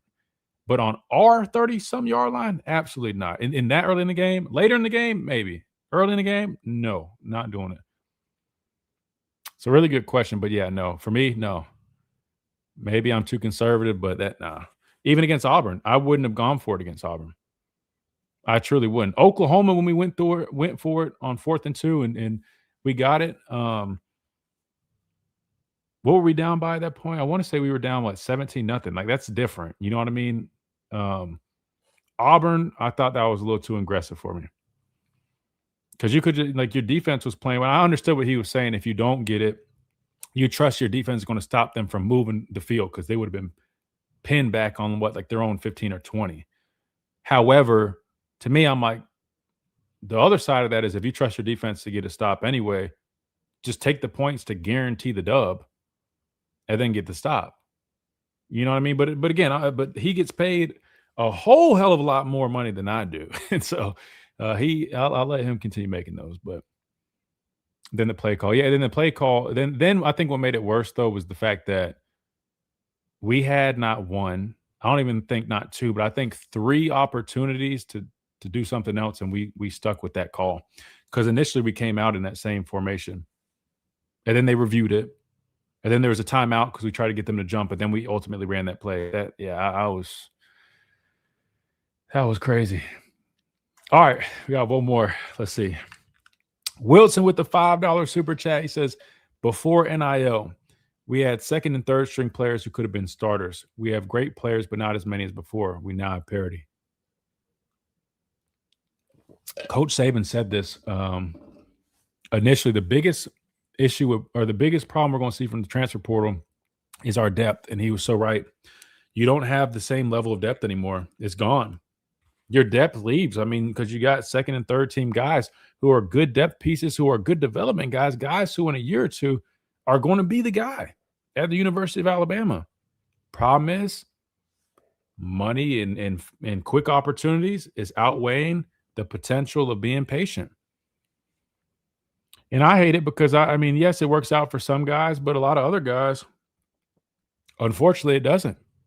And I was a guy, I waited my turn, and it worked out great for me. I ended up being named team captain my senior year. I got drafted. I mean, everything worked out how it should have been. I just had to be patient. Guys like Reggie Ragland, worked out great for him. Reuben Foster, waited 3 years, worked out great for him. You know? So, but again, I mean, if you guys understand, man, a lot of the time there's parents, coaches, and agents that are literally telling these guys, like, the guys, I'm telling you, a lot of these players in the portal don't really want to leave. I would argue a lot of these players don't want to transfer. They really don't. But when everybody's like, hey, man, bro, man, this school is calling, man. They're offering $200,000 more dollars. I mean, put yourselves in those shoes. Somebody's sitting there offering you, $200,000 to go play somewhere else and telling you, hey, man, you can play right now. I mean, you can't even fault these players, man. Like, you can't fault them. Ooh, okay. All right. We got to go, or else we're going to really be here all day. This is crazy. Alabama edge rusher Quay Russaw has entered the portal. Now, that's breaking news. Shout out to Dwight for sharing that. Wow. I'm not going to lie, man. Damn, we're going to talk about this tomorrow. We're going to have to talk about this tomorrow. Man, that's a shocker. Wow. I'll be honest with you guys. I'm trying to figure out if I can think to why that would make sense.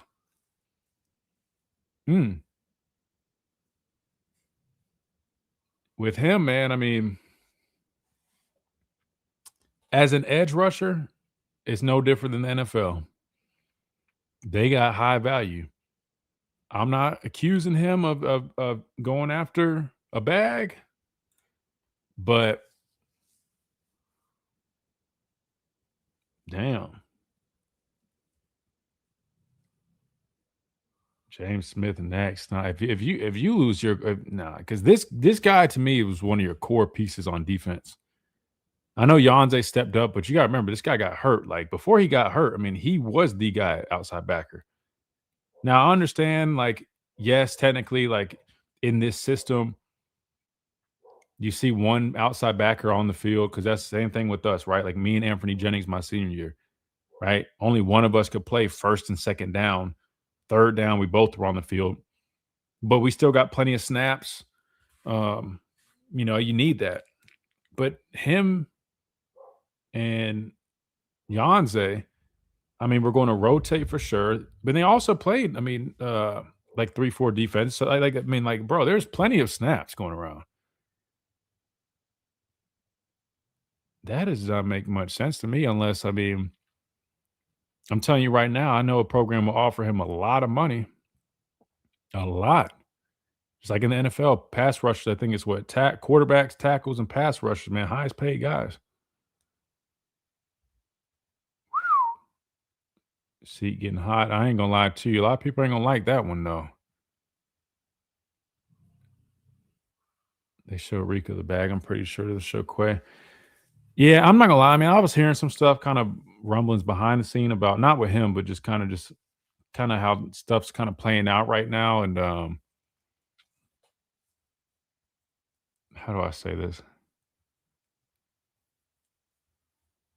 There's you got to remember this, guys. Like when you're bringing in new people, there's going to be a lot of focus there. Sometimes guys that are already here. Sometimes, I mean, you know what I mean?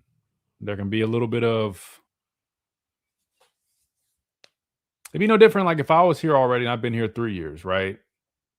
They bring in some other guys, and they're, obviously to get those guys, they got to cough up some cheese. I'm sitting here and I know my value and I know what I'm worth. You got to imagine like there's going to be a constant conflict, not only here, but everywhere, on retaining guys while balancing bringing in new guys. So I don't know. You guys know how I am, man. Like, I don't like being the one to go, oh, I'm going to go sit there and talk to folks, then come share it all over the internet. But I ain't going to lie to you. I'm definitely curious myself. I got to ask, man. That definitely smells of tampering. That don't make any sense to me, man. It just don't.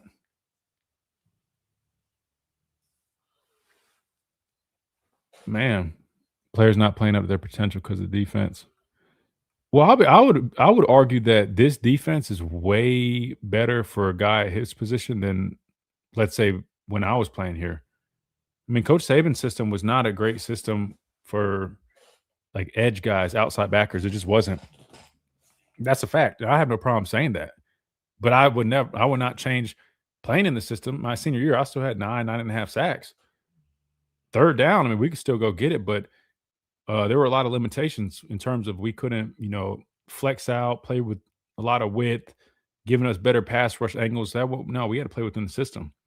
This system gives them a lot of luxury. Now I know they do some of the 3-3 stack looking stuff with like the rover kind of, roll with the wolf. I mean, I probably could do without some of that, but other than that, I mean, these guys get a lot of opportunities to really, get after it.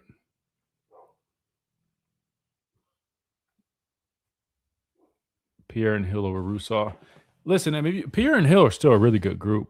I just like this guy because to me, I mean, you ask anybody in that weight room, this guy was easily one of the most explosive guys on the team, without a doubt. And I was at a bunch of practices this past training camp and all that stuff. And he just looked so explosive. I mean, his get off. I mean, he was really turning the corner, and I thought he was finally starting to put some stuff together. And there's still much to be desired in terms of his pass rush arsenal. I mean, like, that's why I said I wish that I would go help. I'll go work with him and work on some moves and stuff. But like, he still had a lot of left to really get off the bone with that. But man, I thought like going into next year, having him healthy again, I thought he was going to put it together, and having a guy like Janze opposite helps complement that, and kind of helps, like we talked about with Slade, elevating the game in the room. So yeah, this one does shock me though. Quay Russo, that's without a doubt the biggest shocker we've seen yet. But like I said, it is what it is, man. You just got to see where the chips fall. Maybe he's exploring other options. Maybe he already had an offer out there waiting for him. Who knows? But the reality is, without him, and again, I don't like talking like this, and I don't want people to misinterpret what I'm saying. So hear me out. When he was hurt and we were relying on Janze, the defense, the pass rush was picking up. It looked great. Janze did his thing, you know what I mean, filling in.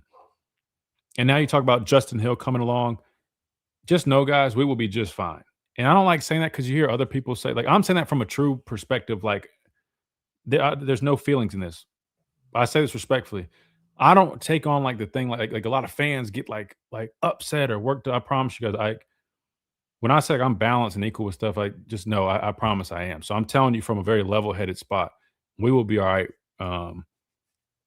Like if you don't return.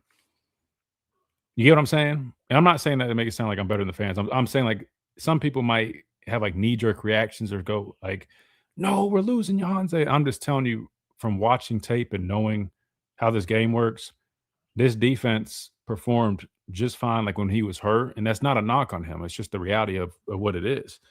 We'll be okay. What we are going to have an issue with is depth, though, because Noah Carter also entered the portal. So I heard he's going to Georgia. I wouldn't be shocked. Georgia's going to drop a bag, and I promise you, he's going to get a lot of opportunities. I mean, Georgia has developed some really good outside backers, man.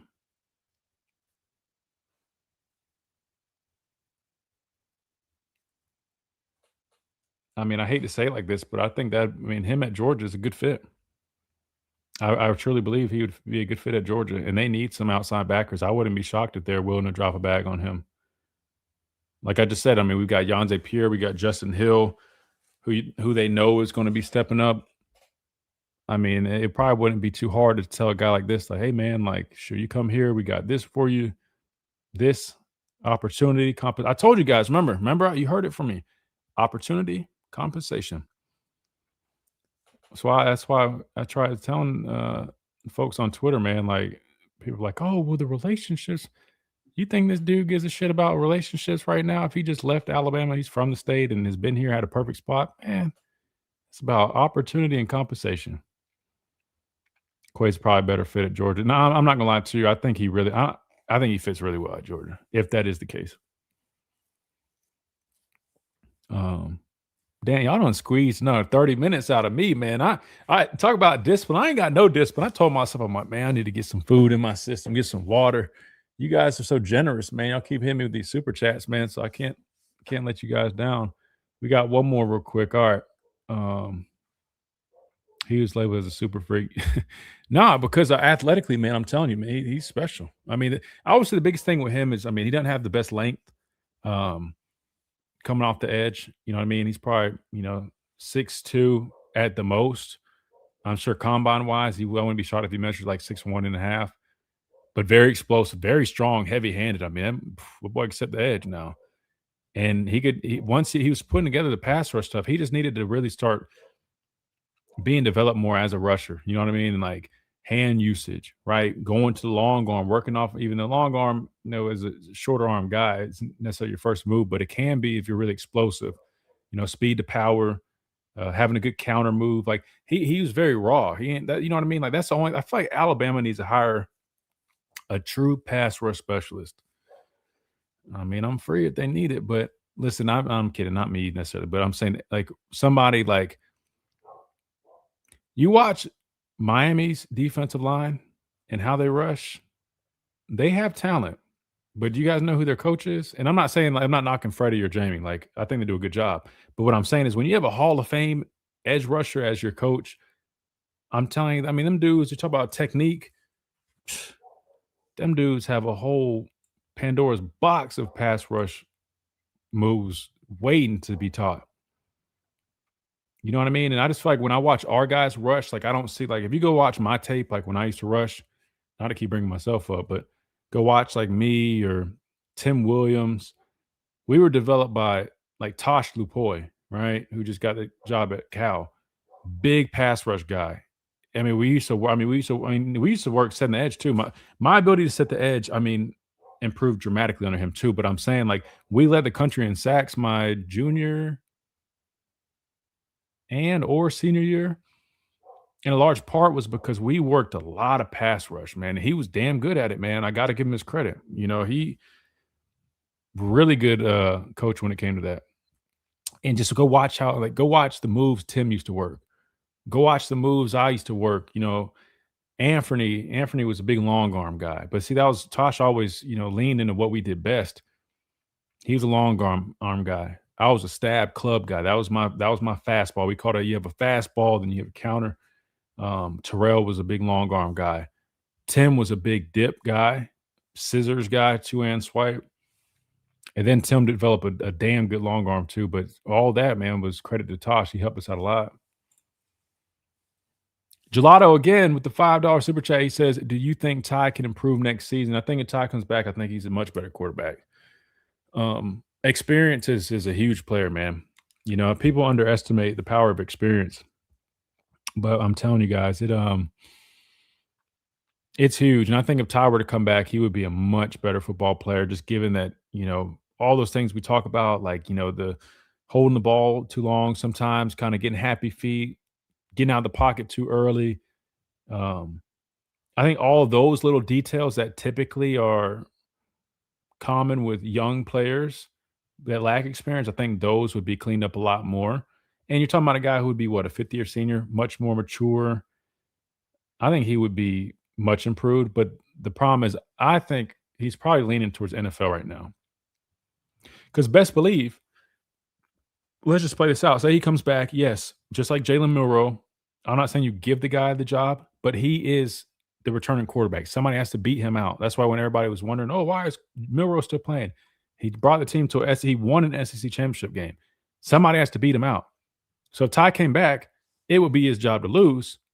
However, just know I think that leash would be a little bit shorter. And if he had similar struggles like he did this year, I think they would be quicker to give a guy like Keelan Russell an opportunity. So I think that's something he probably would consider. Like, hey, I could come back. Yeah, I'd probably have my job. But if things don't go great, could definitely be, you know, a situation where you might see a young guy come in and show what they can do. So the way Bain bends around the edge is crazy. Guys, at 275 pounds to bend like that, nah. Bain is different. I ain't gonna lie to you. Bain is, imagine this, that's like LT Overton size, more or less, maybe slightly lighter, but bending like damn near Von Miller, bro. I ain't gonna lie to you. I mean, I know that's kind of a stretch, but really, bro, that clip I posted on Twitter, bro, that ain't normal. At that size, that ain't normal. This is a clip I'm talking about. This, maybe not so much necessarily Von Miller-esque, but it's damn close. You know what I mean? Like, that's a little bit of a stretch, but you get what I'm saying. That's a 275. And that's not like a tall, lanky 275, where he's a little, that's a thick, you know, broad 275. But it's not even just that. Go watch his hand usage. And the other edge guy that they have, his counterpart, go watch that guy. Watch how they rush.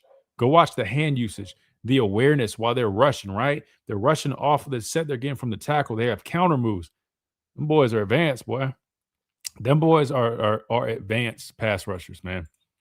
I haven't seen us. Even when Will Anderson was here, you know, people were going to go off the numbers that he had. Will was not advanced as a pass rusher, and that's the scariest part about it. Even when Will had 18 sacks, 17 and a half sacks, Will was not advanced as a pass rusher. Will was just a damn good athlete with probably one of the best motors I've ever seen and explosive as hell and never quit. I mean, Will just kept rushing, right? And would just run through people. If you watch, Will didn't use a whole bunch of pass rush moves. I used to try to work with him on some of that stuff because I used to work with Chris Allen on it. I mean, me and Chris used to chop it up all the time. Chris Braswell, him too. I used to meet with Chris Braswell every Thursday. Like we would eat dinner at one of the coach's house, chop pass rush up. You know what I mean? But Braswell is probably one of the few guys that had and I'm not just saying him because that was one of my young guys, but if you go watch his moves, he's one of the guys that actually, try to work a number of things. I don't know why, but just after Tosh left, there hadn't been as much, with that. But all right, it's 2:34. We hit we're up to date on the super chats. I can't thank you guys enough again. You guys are investing in the show. You're buying stock into the Miller's Edge, man. Great decision. Again, it all goes back into the program. So we're going to keep it rolling, keep making it even better. That's why I'm sitting here an hour and a half after the radio show ended, man, because of you guys, man. And I enjoy all you guys and appreciate all the support. So seriously, thank you guys so much. But I am going to go get me some food. Getting a little lightheaded, been talking for a while.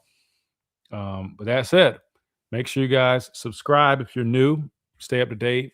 I promise we'll be pumping out content. We'll do some breakdowns. We'll get some guests on here. Got Clint Lamb joining us tomorrow at the top of the hour.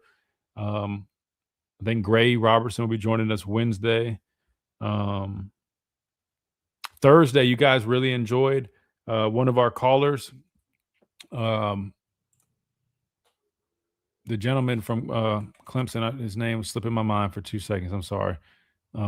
Brandon, the caller from Clemson, he's going to be joining us Thursday, man. He's a former Clemson wide receiver, but he had a lot of really good stuff to offer. And you guys enjoyed him, so I told him, man, come back on the show this Thursday. So he'll be joining us. Slade's probably going to join us Thursday. And then I'm working on a couple of the guys that just that are draft eligible to get them on the show, kind of talk this season and their plans moving forward. So I'm telling you guys, man, I'm working for you. Hey, single man army, really. It was me and my dad, but he's busy now. So it's a single man army, but other than Chase over at the studio. But like I said, man, we're growing and I'm blessed for that. The goal is to double our subscribers. I know we can do it, man. As many Bama fans are there that there are out there. There's no reason we couldn't hit 10,000 subscribers, man. I know there's other, channels that have that.